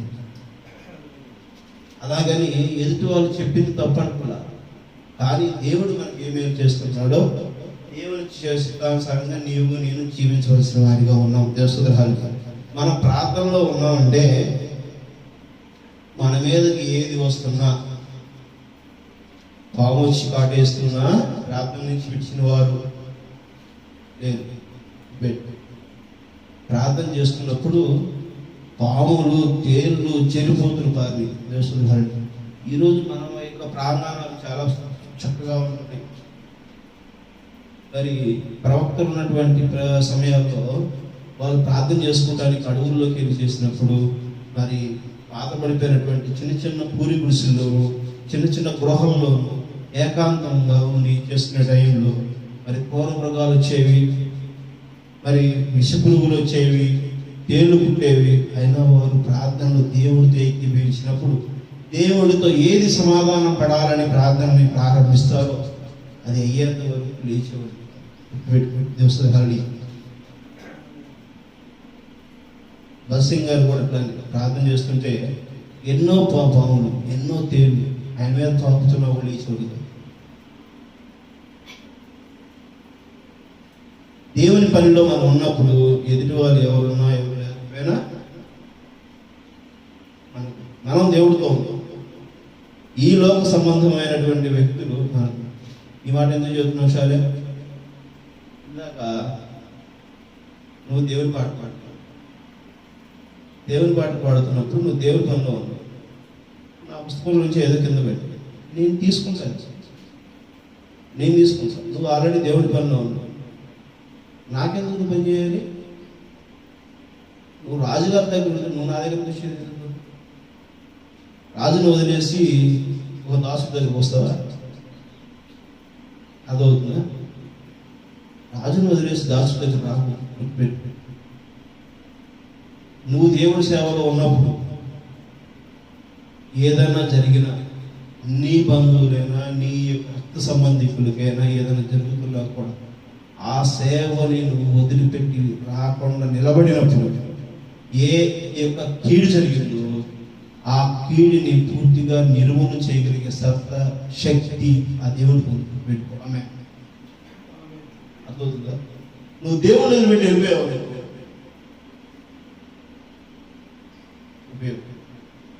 ఆ దేవుడిని అడగాలి, నేను అక్కడికి వెళ్ళాలి, నా శరీరం వెళ్ళాలంటుంది, నా మనసుని వెళ్ళాలనుకోలేదు, కానీ ప్రభువా నీ చిత్తం నెరవేర్చు ప్రభువా ఆయన చేతులు. అది గుర్తుపెట్టుకోండి. ఈ శరీర అవసరాల కోసం మనం దేవుడితో మనం ఆత్మీయంగా కలిసి ఉండి ఈ శరీరంతో మనం దూరం అయ్యేందుకు ఆ ఏగు భార్య అడిగిన విధంగానే ఉంటాం. దాన్ని ఎప్పుడైతే నువ్వు దాటుకుని వెళ్తావో స్వస్థత చూస్తావు. ఆమె అర్థమవుతుందా? రోగాలను నయం చేయగలిగే శక్తి ప్రార్థనలో ఉంది. ప్రతి సమస్యను పరిష్కరించగలిగిన శక్తి ప్రార్థనలోనే ఉంది. ఏదైనా ప్రార్థనలో సాధించగలుగుతాం అనేటువంటిది నీవు నేను తెలుసుకోవాల్సిన వారిగా ఉన్నాం. దేవస్థానం కలిగి 17వ వచనం చదవండి.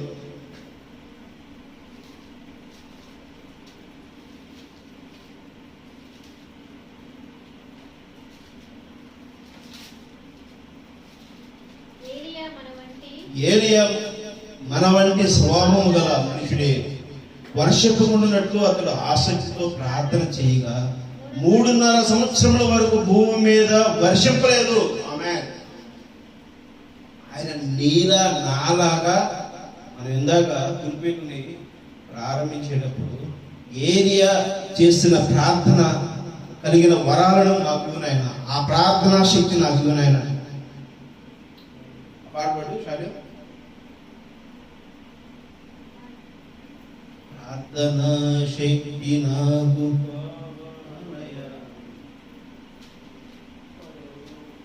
చేస్తుంది హరిడి. శక్తి నాకు కావాలయ్యా, అభిషేకం కావాలయ్యా, ప్రార్థనా శక్తి నాకు కావాలయ్యా, పరలోక పాట పాడుతూ ఉంటుంది ట్రాక్ పెట్టుకుని. ప్రార్థనా శక్తి నాకు కావాలయ్యా,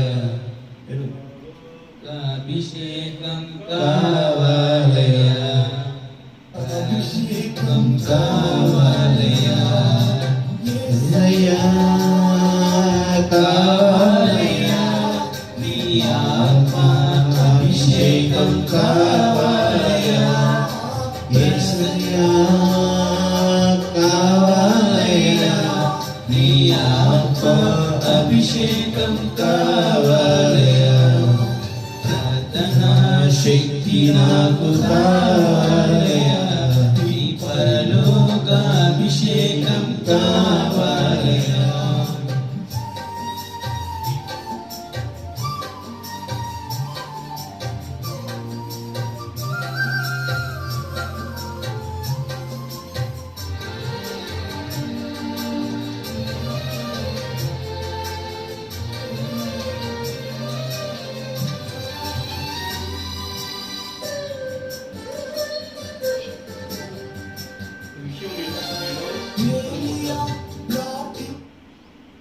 అది పాడు. ఏలియా పొందిన శక్తి నేను ప్రార్థింపగ దయచేయుమా,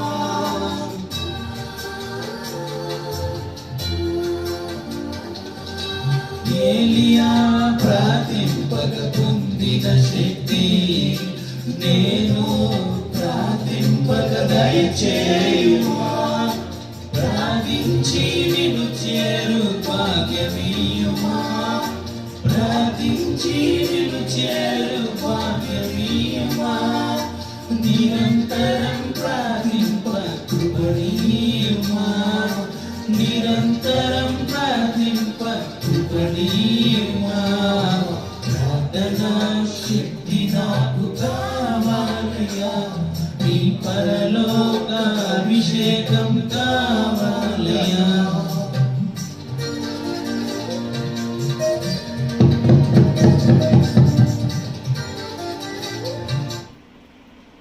పశువులాగా వెళ్ళదు.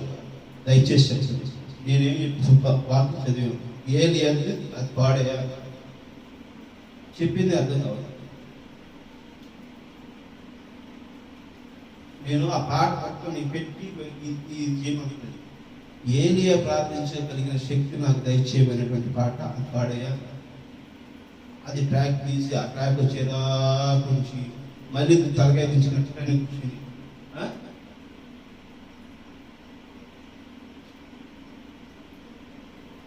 అంత అయోమయం ఎందుకుంటున్నావు షాలి? అర్థం కావట్లేదు నాకు. ఎందుకు నువ్వు అంత గర్భిడి అవుతున్నావు?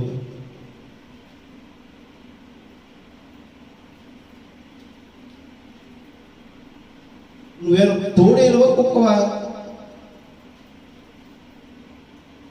కుక్కను గర్వించే పారిపోయి చూసావా? అట్టుంది.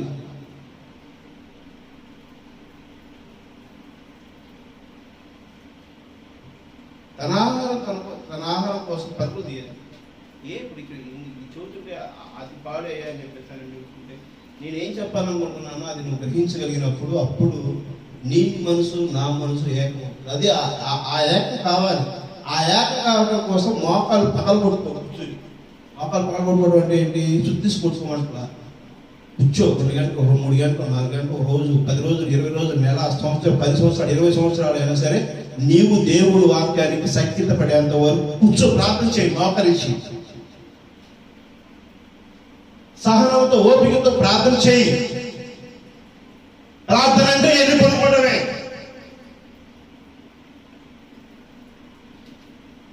స్కూలు కాలేజీ ఆపావు, మరి నిన్న కుటుంబ ప్రార్థనకి ఉంటున్నావా? ఎన్ని రోజులు అవుతుంది కుటుంబ ప్రార్థన కూర్చుని? నీకేం కావాలో అదే చేస్తున్నావు.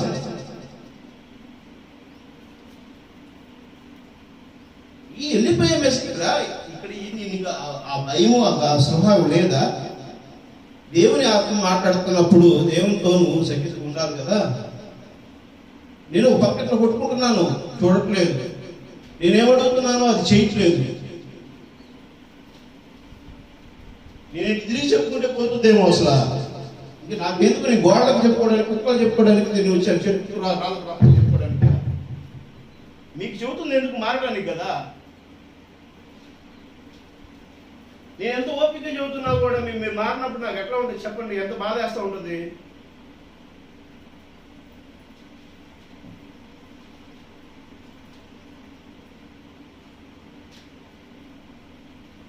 ఇందాక పాడిన పాట ఒకసారి గుర్తు చేయండి అన్నప్పుడు ఎప్పుడు వినలేదా? ఎప్పుడు అట్లా ప్రార్థన చూడట్లేదా? మీరు ఎదుటి ప్రార్థన స్వభావాలు, మీరు చర్చిలకు వెళ్ళినప్పుడు పాస్టర్స్ ఎలా ఉంటున్నారు, ఎక్కడ ఉంటున్నారు, ఎట్లాగనే ప్రార్థనలను మీరు వెంబడిస్తే కాస్త బుద్ధి వస్తుంది.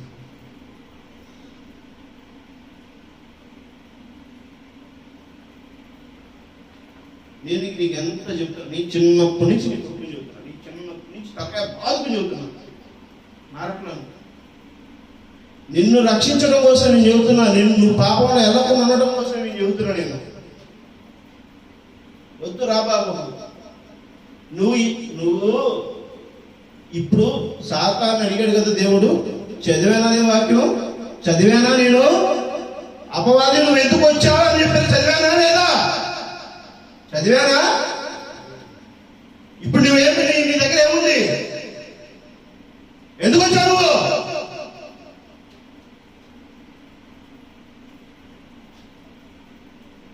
ఆకండి పదు చెప్పించుకోండి ఉంటారు.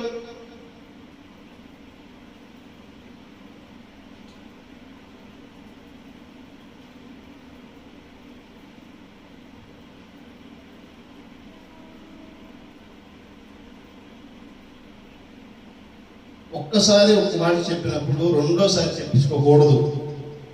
ఒక్కసారి ఒక మాట చెప్పినప్పుడు ఆ చెప్పిన మాట గుర్తుపెట్టుకోవడం కోసం మీరు కొంచెం ఒళ్ళు దగ్గరెట్టుకొని చేయండి.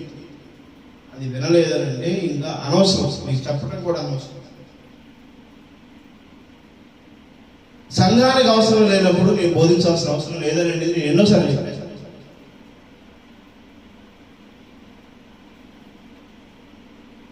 సహకారిగా ఉంటే సహకారిగానే ఉండాలి. లేదనుకో నువ్వు ఆ స్థానంలోకి నీకు ఇవ్వను. నేను ఛాన్స్ గుర్తుపెట్టు.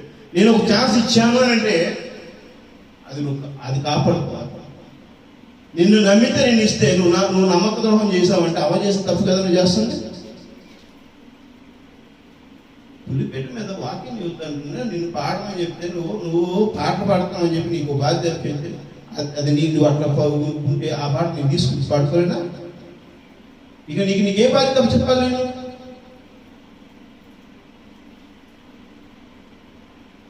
వెళ్ళిపోయింది వాక్యం. పరిశుద్ధాత్మ దుఃఖించకూడదు, గుర్తుపెట్టుకో. పులిపేట మీద పరిశుద్ధాత్మ.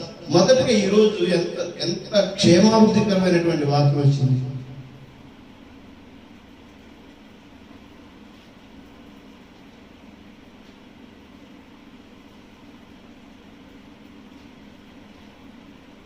అని ఈ రోజు కూడా, ఇప్పుడు కూడా, ఈ క్షణం కూడా ఈ విధంగా నువ్వు ప్రతిసారి ఇదే బాధపడుతూ ఉంటావు. ఎవరి కోసం? నిన్ను ప్రేమించి నీకు మొరబెట్టుకుని వెళ్తున్నాడు 2020 సంవత్సరాల నుంచి నీ కోసం రక్తం చిందించి నువ్వు కోసుకో. ఒక చర్మము, ఒక గీత కోసుకో, ఒక కొరడా దెబ్బ తిరుగు.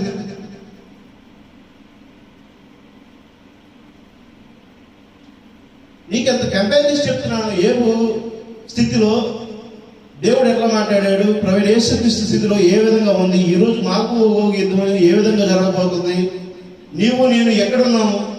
అరే దేవుడు ఉన్నాడు, సాతాను ఉన్నాడు అంటే సాతాను వాడికి నువ్వు ప్రేరేపణ కలిగిస్తున్నావు, కానీ దేవుడి వైపు నువ్వు తిరుగుతున్నావా? ఈ పులిపేట మీద 2 ఆత్మలు ఉన్నాయని చెప్పి నేను మొదటి నుంచి చెబుతున్నాను. నేను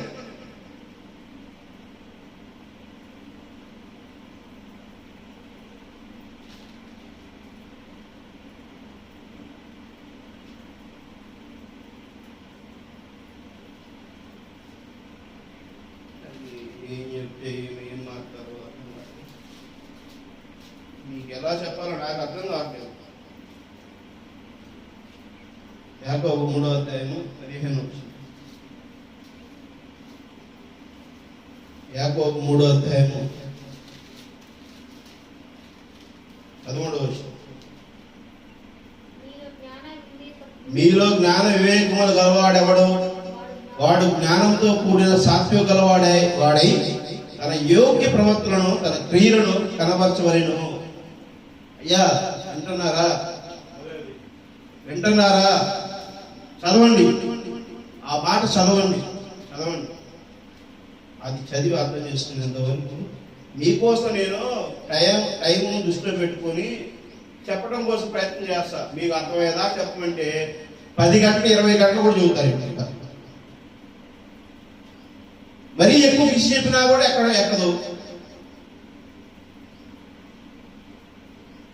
నిదానంగా చెబుతా. కానీ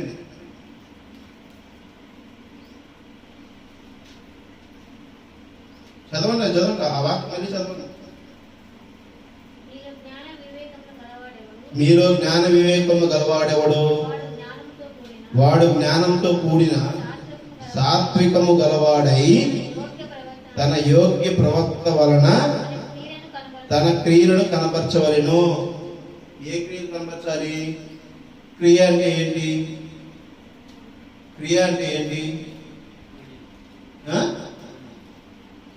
దృశ్యములో జరగవలసినటువంటిది.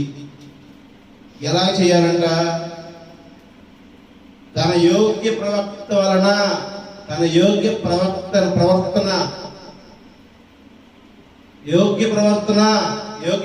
అంటే ఏంటి? యోగ్యమైనది అంటే ఏంటి? ఇప్పుడు నువ్వేం చేశావు? ఉన్నదా నీ దగ్గర మార్చుకుంటావా? మరి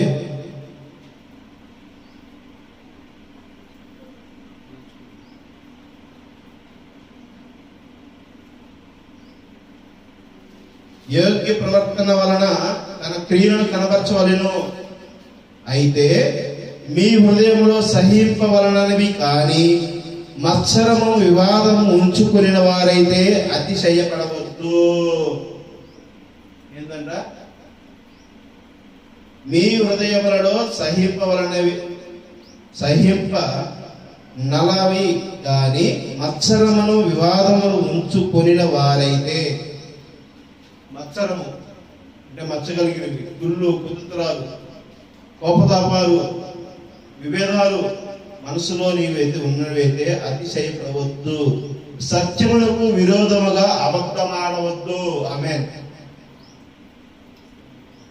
సత్యానికి విరోధముగా ఏదైనా మీరు కనుక చెబితే అది అబద్ధం ఆడితే దేవుడు సహించడు. గుర్తుపెట్టుకోండి. దేవస్తుతులు హల్లెలూయా.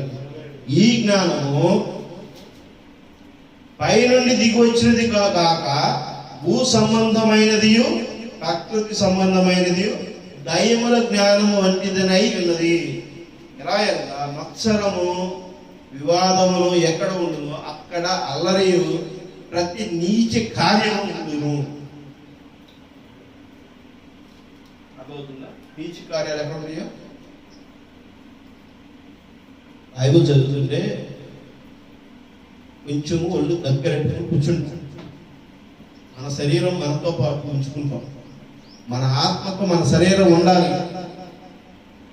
మన శరీరము మనల్ని ఏలకూడదు. మన ఆత్మే మన ఏలాడాలి. పరిశుద్ధాత్మ ఏలాడాలి.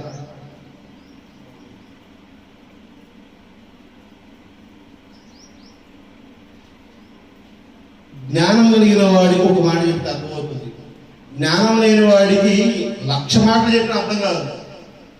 వాడికి జ్ఞానం లేనివాడు. పందికి ఎన్ని మాటలు చెప్పినా ఉపయోగం లేదు. అదే పులికి సైగ చెయ్యి ఈడ్చుకోవచ్చు. అదవుతుందా? పందిని కొట్టమన్నా కొట్టదు, గాండ్రించమన్నా గాండ్రించదు. అది ఎప్పుడు పంది అంటే ఎప్పుడు నేలను చూసుకుని అంటూ ఉంటారు.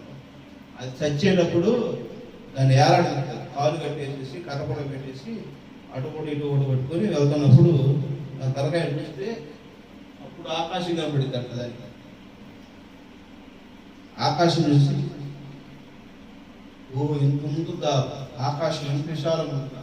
అప్పుడు దాకా ఇక్కడ కొంచెమే కనబడుతూ ఉంటుంది. మంచి పంది అంతా చూడదు, గమనించండి. ఆ కొంచెమే చూస్తుంది, అడుగు 2 అడుగులు 3 అడుగులు చూస్తుంది. ఆ వాసన చూసుకుంటా అంతే, చూడు. చచ్చేటప్పుడు చూసిందట, దాన్ని కొయ్యేసేటప్పుడు తీసుకొని సరే యజమానులు దాన్ని కొయ్యటానికి తీసుకెళ్తాను సార్. అప్పుడు ఎలాంటి తీస్తే చూడండి, చూసేప్పుడన్నా పంది కాలు కట్టేసేసి కర్ర పెట్టుకుని తీసుకెళ్తాం చంపేయడానికి. పొద్దున్నే చంపేసి అమ్ముకోవడానికి. అప్పుడు చూసేది ఆకాశం చూసి అప్పుడు ఇంత ఆకాశం అప్పుడు దా చూడదు, అది కళ్ళు కనపడదు. ఆ జీవితమే మనం చేయకూడదు అని చెప్పేసాను. అనేది ప్రవీణ యేసుక్రీస్తు వందల వేల సార్లు చెప్తా ఉంటాడు.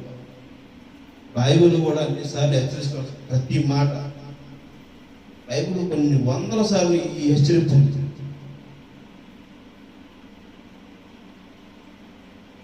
చెబుతున్నాను, వినాలి, విని ఎప్పుడు మార్చుకోవాలి. ఇది కూడా నీకు నాకు పరీక్ష. 12వ వచనం చదవండి, 5వ అధ్యాయం 12వ వచనం. నేను చదివాను కదా.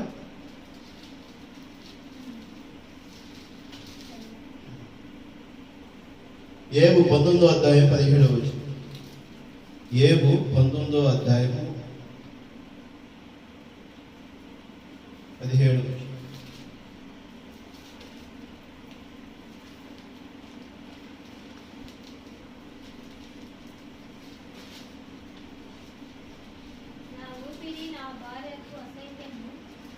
నా ఊపిరి నా భార్యకు అసహ్యము, నేను కనిన కుమారుడు నా వాసన అసహ్యము. ఎవరన్నారు ఈ మాట? ఏమంటారు? అయినా కూడా ఏం జరుగుతుంది? 32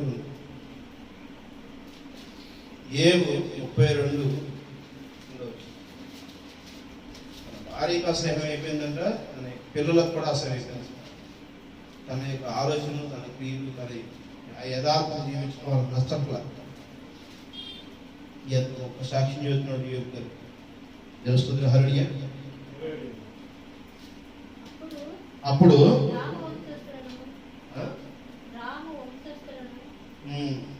రాము వంశస్థులను బాజీయుడును బరాకేలు కుమారుడగును ఎలీహు యోబు దేవుని కంటే తానే నీతిమంతుడైనట్టు చెప్పుకున్నట్టు చూసి అతని మీద బహుగా కోపగించెను.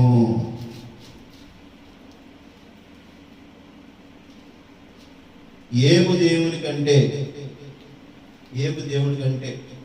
ఎవరు గొప్పలు అంటారంట? ఎవరు గొప్పలు అంటారు? ఎవరు చెప్పుకుంటారండి?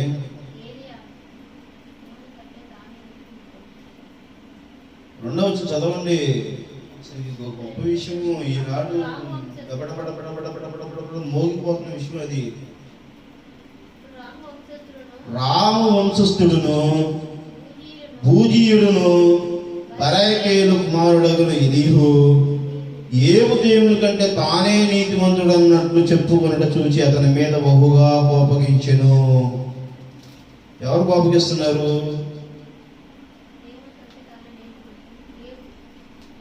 యోబు తన దృష్టి యందు, మొదటి వచనం, యోబు తన దృష్టి యందు తాను నీతిమంతుడనై ఉన్నాడని ఆ 3 మనుషులు తెలుసుకొని అతనికి ప్రత్యుత్తరము చెప్పుట చాలించిరి.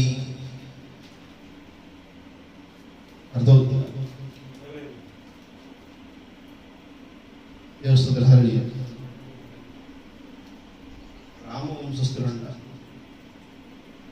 అర్థమైంది? అది ఏంటది?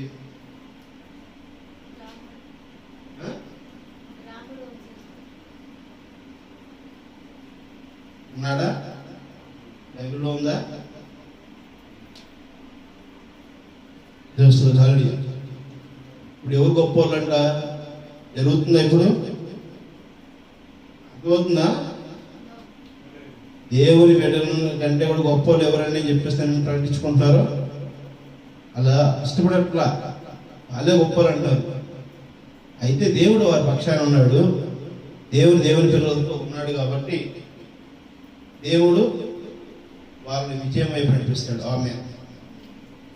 యెహోషువ 10వ అధ్యాయము, యెహోషువ 10వ అధ్యాయము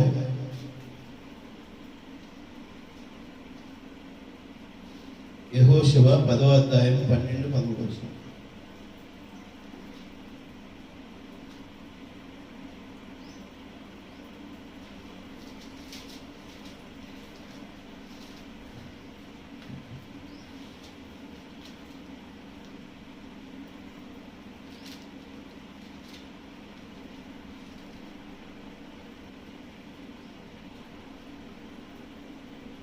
జరా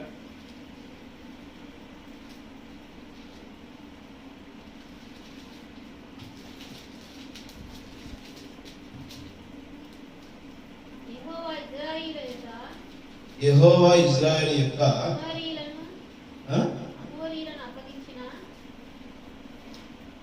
ఎవరిని అమోరీయులను అప్పగించిన దినమున ఇశ్రాయేలు వినుచుండగా యెహోషువ యెహోవాకు ప్రార్థన చేసినాడా?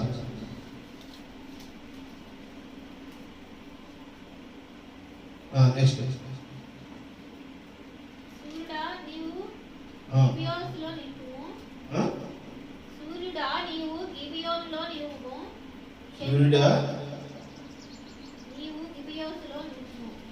గిబియోనులో నిలుపుము. చంద్రుడా నువ్వు అయ్యాలోని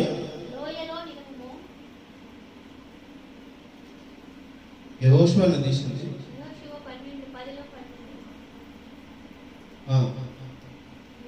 చంద్రుడా సూర్యుడా నీవు గిబియోనులో నిలుపుము.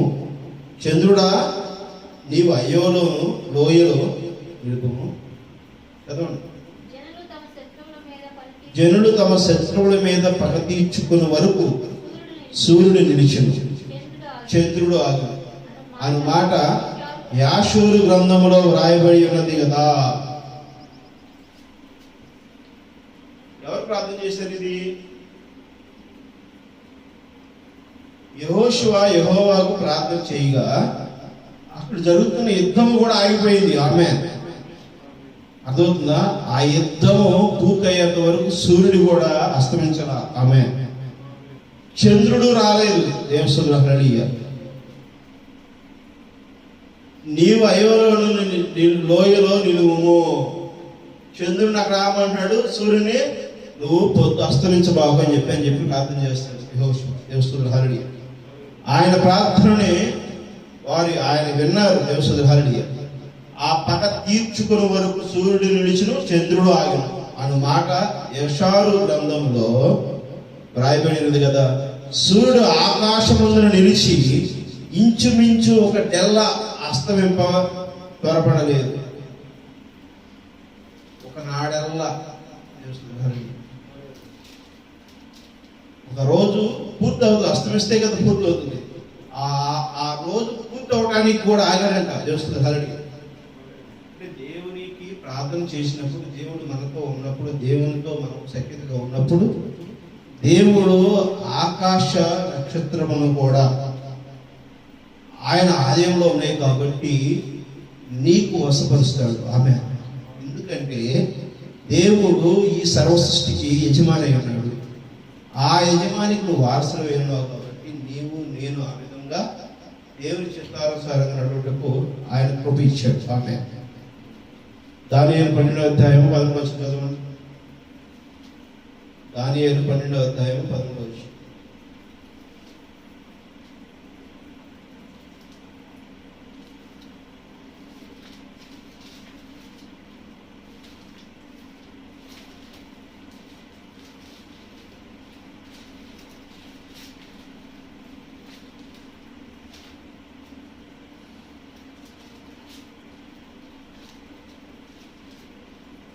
నీవు అంతము వరకు నిలకడగా ఉండిన ఎడల విశ్రాంతి నుండి కాలమంత యందు నీ వంతులో నిలిచెదు. దేవుని హల్లెలూయా. చదివారా? నీవు అంత్యము వరకు నిలకడగా ఉండిన ఎడల విశ్రాంతి నొంది కాలాంతమందు నీ వంతులో నిలిచెదవు. నువ్వు నిలకడగా ఉండాలి, దేవుని యందు విశ్వాసంతో నిలకడగా ఉండాలి.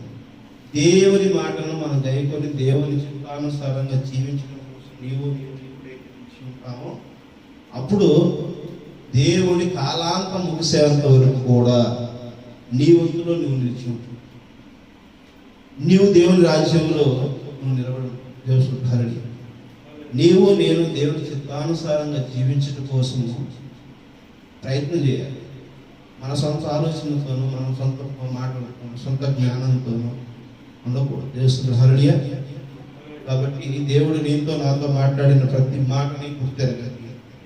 ఇప్పుడు ఈ రోజు ఆ రోజు ఏముకున్నటువంటి పరిస్థితిలో ప్రభువైన యేసుక్రీస్తు కలవరి శిలువలో ఏ విధంగా జయించాడో, ఏ విధంగా అయితే తన యథార్థతను జయించాడో, ఈరోజు వధువు కూడా దేవుని పెండ్లి కుమారుడిని ఎదుర్కొని విజయోత్సవంలోనికి నడుస్తుంది. ఆమె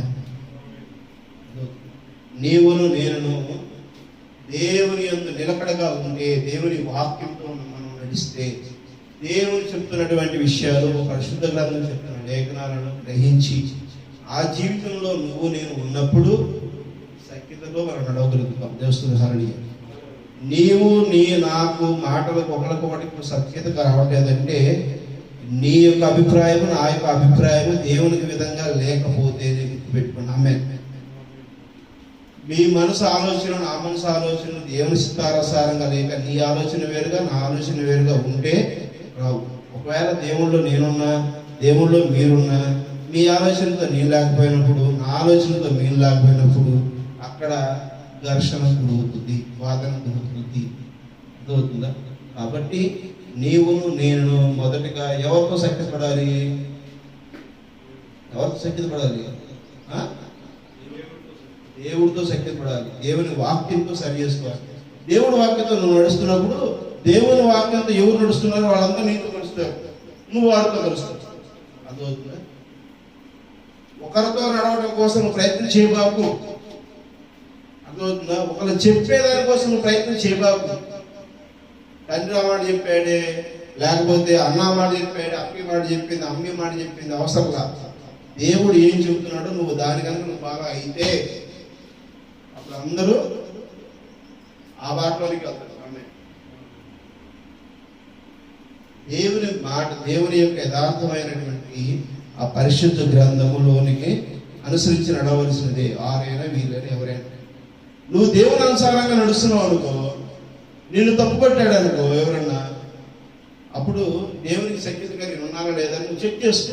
నువ్వు దేవుని సఖ్యతగా ఉన్నావు అనుకో, నీకు ఎవరైనా చెప్పింది ఉందంటే అది విరాత్రి వదిలేసి దాని గురించి చింతించాల్సిన అవసరం లేదు. చిన్న విషయమే ఇక్కడ దాని గంటలు ఆలోచించి మనకు బాధపడి అవసరం లేదు. దేవుని వాక్యం ముందు సఖ్యతగా నడవడం కోసం నువ్వు ప్రయత్నించి దేవుని హల్లెలూయా ప్రార్థన చేసుకుంటాను.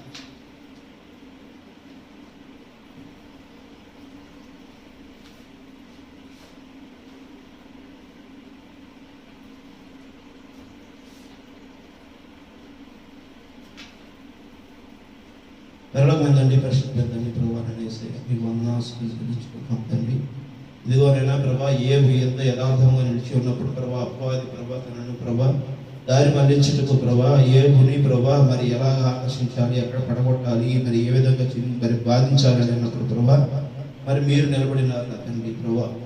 ప్రభా ఇదిగోనైనా మీరు ఏబుతో ఉన్నారని, ఏబు నాతో దేవుడు ఉన్నాడనేటువంటి ఏదైతే యథార్థతను ప్రకటించాడు, ఎలాగ నిలబడి ఉన్నాడు ప్రభా, ఆ యొక్క నమ్మకం, ఆ యొక్క విశ్వాసము ప్రభా, ఆ యథార్థతను మేము ప్రకటించుటకు ప్రభా మమ్మల్ని మీరు పుడిగలిపి ప్రభా మీలో ఐక్యపరచుటకు ప్రభా మీరు మాట్లాడిన ప్రతి మాటను ప్రభా నేను నా సంఘము ప్రభా గ్రహించినదని మేము నమ్ముతున్నాం తండ్రి.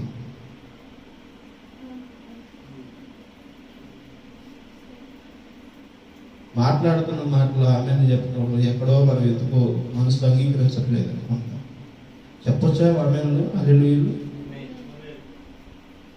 మాట్లాడుతున్న మాట అది సరిగా దేవునికి కనపరిచే మాట అయినప్పుడు మనం చెప్పలేని నోరు కలిగి ఉన్నదంటే అది ఎందుకు ఉంటుందో అనేది నాకు ఒక ప్రశ్నార్థకమైనటువంటి పరిస్థితి.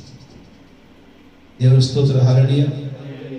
1,00,000 సార్లు కాదు, 1,00,00,000 సార్లు కాదు, 10,000 కోట్ల సార్లు నీ జీవితము చరిచిపోయేంత వరకు బిజీగా నువ్వు హల్లెలూయా ఆమేన్ అని చెప్పడంలోను, దేవుని కనపరచడంలోను అంటే నీ జీవితంలో యోగ్యత ఏమైనా ఉన్నదని నువ్వు నేను భావించేటువంటి క్షణం ఉన్నదా?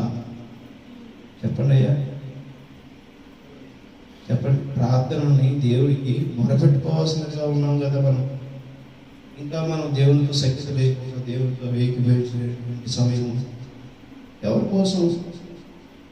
ఈ శరీరం కోసమా?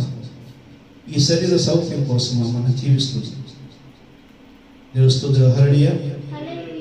నీకు నాకు దేవుడు రక్షణ ఇచ్చాడు. ఆమేన్.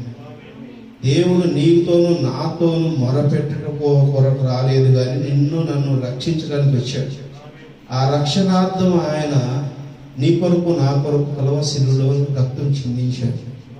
మరి ఆయనని మహిమపరచడంలోనూ, ఆయన స్తుతించడంలోనూ, ప్రభు కనపరచడంలోనూ ఇప్పటి వరకు మనం ఉన్నది ఎందుకు? విన్నది ఎందుకు? చూసింది ఎందుకు? మరి మాట్లాడుతున్నటువంటిది మరి నువ్వు ఆ కాలం ఏ కాలానికి వెళ్ళి ఏం చూసావు? మరి పౌలు కాలంలో ఏం చూసావు? యాకోబు చెబుతున్నటువంటి ఏ మాటలు చూసావు? మరి ప్రభు యేసుక్రీస్తు చెప్తున్నటువంటి ఏ మాటలు చూసావు? అంటే నువ్వు చూడలా, నువ్వు వెళ్ళలేదా? నీకు ఇక్కడ సినిమా చూడలేదా? ఒక సినిమా చూస్తే మనము ఎంతో మరి ఆనందంతోనూ గంతులేస్తాం కదా. మరి ఈ లోకంలో మన కంటి ముందు జరుగుతున్నది చూస్తే మనం ఎంత అది బాధ అయితే బాధించబడతాం, వేదన గురిగా పడతాం. ఆనందించవలసింది లేదు, ఆనందించలేదు. నువ్వు దేవుని కలుసుకోవడానికి వచ్చావు మందిరానికి. దేవుణ్ణి కలుసుకోవడానికి వచ్చినప్పుడు దేవుడు నీతో కలిశాడా, కలవలేదా? దేవునితో మనం కలిసినప్పుడు మన ఆనందంతో ఉండాలి కదా. ఇంకా అయోమయంలోనూ మరి అర్థజ్ఞానంతోనూ వేదనతోనూ ఉన్నామంటే మొరపెట్టుకోవటమే, ప్రార్థించుకోవటమే. అయ్యా ఒక్క మారు ప్రభువా ఈ కుళ్ళు మనసుని నశింపచేయండి ఆయన. ప్రభా ఇదిగో మా కళ్ళు ప్రభా మరి బయలుగమ్మిపోయి ఉన్నాయి తండ్రి, పొరలు పట్టిపోయి ఉన్నాయి నాయన. మీ యొక్క జీవితం ప్రభా, మీ రక్షణార్థం ప్రభా మేము చూడలేకపోతున్నాం. మా మనసు ప్రభా మిమ్మల్ని ప్రభా అర్థం చేసుకునేటువంటి అగామ్య గోచరంగా ఉన్నది నాయన. క్షమించండి నాయన, క్షమించండి ప్రభా. నాయన యేసయ్య ఈ లోకంలో ఉన్నవన్నీ వ్యర్థమైన, ఎందుకంటే ఎన్నో మేలు చేసిన దేవుడు మరి మీరు నాయన ప్రభా. ఎన్నో పరిస్థితుల్లో ప్రభా మనకు కాచి కాపాడిన దేవుడు నాయన. ఈరోజు ప్రభా మా పనులు ఎన్నున్నా మేము పక్కన పెట్టి మేము ఇక్కడ కలుసుకోవడానికి వచ్చింది కేవలం మిమ్మల్ని కలవడానికి. మేము కలుసుకున్నామని మేము నమ్ముతున్నాం తండ్రి ప్రభా. ఇదిగోనైనా మీలో మేము అమేకం అవడం కోసం ప్రభా ఈరోజు మేము తీర్మానం చేసుకున్నాం నాయన. మాలో ప్రభా మరి ప్రభా ఏదైతే ప్రభా నిర్లక్ష్యం ఉన్నదో వాటిని క్షణం తీసివేసినామని ప్రభా మేము నిర్ణయించుకున్నాం తండ్రి. మీ అందు మాట ఇచ్చి ఉన్నాం తండ్రి. మీకు ప్రభా మేము మాట ఇచ్చామంటే ప్రభా ఏ ఒక నాయకుడికో, ఏ ఒక అధికారికో, ఏ ఒక స్నేహితుడికో, ఏ ఒక రక్త సంబంధికుడికో కాదు నాయనా. సర్వ రక్తమును ప్రభా ప్రోక్షించిన దేవుడైన సర్వశక్తాధికారి మీ అందు ప్రభా మేము మాట ఇస్తున్నాం తండ్రి ప్రభా. మేము ఇచ్చిన మాటను మేము నెరవేర్చుకుంటున్నాం ప్రభా. నువ్వు ఎక్కడైనా తప్పిపోతామేమో మీరు మమ్మల్ని కాపాడండి నాయన ప్రభా. మమ్మల్ని బలపరచండి నాయన, ఎందుకంటే మేము బలహీనలు ఉన్నాయన. ఎందుకంటే ఈ శరీరము ద్వారా ప్రభా మేము యోగ్యత లేని వారిగా ఉన్నాం నాయన ప్రభా. ఆ యోగ్యత పొందుకున్నట్టు ప్రభా మమ్మల్ని ప్రేమించి ఆశీర్వదించి ప్రభా మీరు మమ్మల్ని జత చేసిన దేవుడు నాయన ప్రభా. ఇదిగో సంఘమంతా ఆరాధిస్తుండగా ప్రభా మా ప్రార్థన ఆలకించండి తండ్రి. మిమ్మల్ని మహిమపరచుటకు మీ ప్రభు దయచేయండి తండ్రి. సంఘంలో ప్రతి ఒక్క పరిస్థితిని ప్రభా మీరే ప్రభా చక్కబెట్టండి నాయన. ప్రతి మనసుని స్వస్థపరచండి నాయన. ప్రతి ఒక్కరితో ప్రభా మీరు మమేకం అవ్వండి నాయన. ప్రతి ఒక్క ప్రభా అనారోగ్యమును ప్రభా యేసుక్రీస్తు నామములో గద్దిస్తున్నాం తండ్రి. ప్రతి సమస్యని గద్దిస్తున్నాం తండ్రి ప్రభా. ప్రతి ఒక్క దురాత్మను గద్దిస్తున్నాం తండ్రి ప్రభా. నాయన మీ చిత్తానుసారంగా ప్రభా మేము జీవించుటకు ప్రభా మమ్మల్ని బలపరచండి. మాలో ఏ లోపం ఉన్నదో ప్రభా మీకు తెలుసు తండ్రి. ఎందుకంటే ప్రభా మేము ప్రభా జ్ఞానం లేని వారి నాయన ప్రభా ఎవరైతే వారి ప్రార్థన అవసరత కోసం ప్రార్థించమని ప్రభావ మనసు కలిగి ఉన్నారో వారి కోసం మేము ప్రార్థిస్తున్నాం తండ్రి. వారికి ప్రభావ స్వస్థతలు ఇవ్వండి నాయన. వారు ప్రభావ స్వస్థతకు సాక్ష్యం చెప్పుటకు ప్రభావ మందిని రప్పించండి నాయన. ప్రభావ మీరు ఆకర్షించండి నాయన. ప్రభావ మీరు ఆకర్షిస్తే కానీ ప్రభావ మా దగ్గరికి ఎవరు రారు నాయన. ప్రభావ ఇదిగోనైనా మీరు చేస్తున్న సువార్త ప్రభావ మీ చిత్తానుసారం అయితే ప్రభావం దీవించండి ఆయన. మమ్మల్ని రుజువుపరచండి నాయన. ప్రభా ఇదిగోనైనా మమ్మల్ని ప్రభా దుయ్యబట్టిన వారిని ప్రభా మీరే ప్రభా సరైనటువంటి సమాధానంతో రుజువు చేసే దేవుడే ఉన్నారు నాయన. మేము నమ్ముతున్నాం తండ్రి. ప్రభా ఎందుకంటే పిలిచిన దేవుడు మీరు నాయన. ప్రభా ఇదిగోనైనా మీ మాటలు మేము కొద్ది మాటలు గుర్తు చేసుకుని ప్రభా నీ బిడ్డలు చెప్పడానికి ప్రభా మీరు మమ్మల్ని పిలుస్తున్నారని మేము నమ్ముతున్నాం తండ్రి. ఆ బాధ్యతను మేము నెరవేర్చడం సహాయం చేయండి ఆయన. ఈ లోకంలో వాటి కోసం మేము ప్రయాసపడగా ప్రభా మీ నామాన్ని ఘనపరచడంలో ప్రభా మేము నిలిచి ఉండడం సహాయం జీవించండి ఆయన. మీ చిత్తానుసారంగా మమ్మల్ని నడిపించగలుగుతారని కోరుకుంటున్నాం తండ్రి. నన్ను లిడియా శాలిని చెందిన ప్రభా మా నాన్నను కూడా మీరు జ్ఞాపకం చేసుకుని నా సంఘమంతటిని ప్రేమించి ఆశీర్వదించండి ఆయన. ఎవరైతే వారి ప్రసన్న ప్రభా మరి ప్రభా ప్రార్థన అవసరాల కోసం ప్రభా మరి వేచి ఉన్నారు వారందరూ ఆశీర్వదించండి ప్రభా. ఎదుగోనైనా ఈ శబ్దయంత్రం ద్వారా వింటున్న వారు యూట్యూబ్ ద్వారా వింటున్న వారందరూ ప్రతి ఒక్కరిని ప్రేమించి ఆశీర్వదించడం ద్వారా కోరుకుంటున్నాం తండ్రి. మీ యొక్క చేతులకు మా యొక్క ప్రభా మా యొక్క ప్రార్థన అప్పగించుకుంటున్నాం తండ్రి. ప్రభా సమస్తం చేతులు అప్పగించుకున్నాం తగ్గించుకుంటూ కనుక మేము మీరే పొందుకోమని ప్రభు యేసుక్రీస్తున్నాము అడిగి పెట్టుకుంటున్నాం తండ్రి. ఆమేన్. కూడి వచ్చిన జనులను కూడుకున్న నాకు ప్రభు యేసుక్రీస్తు కృపా సమాధానం నిన్న నేడు నిరంతరం ఏకరీతిలో కలిగి ఉండెను గాక. ఆమేన్. Praise the Lord. God bless you.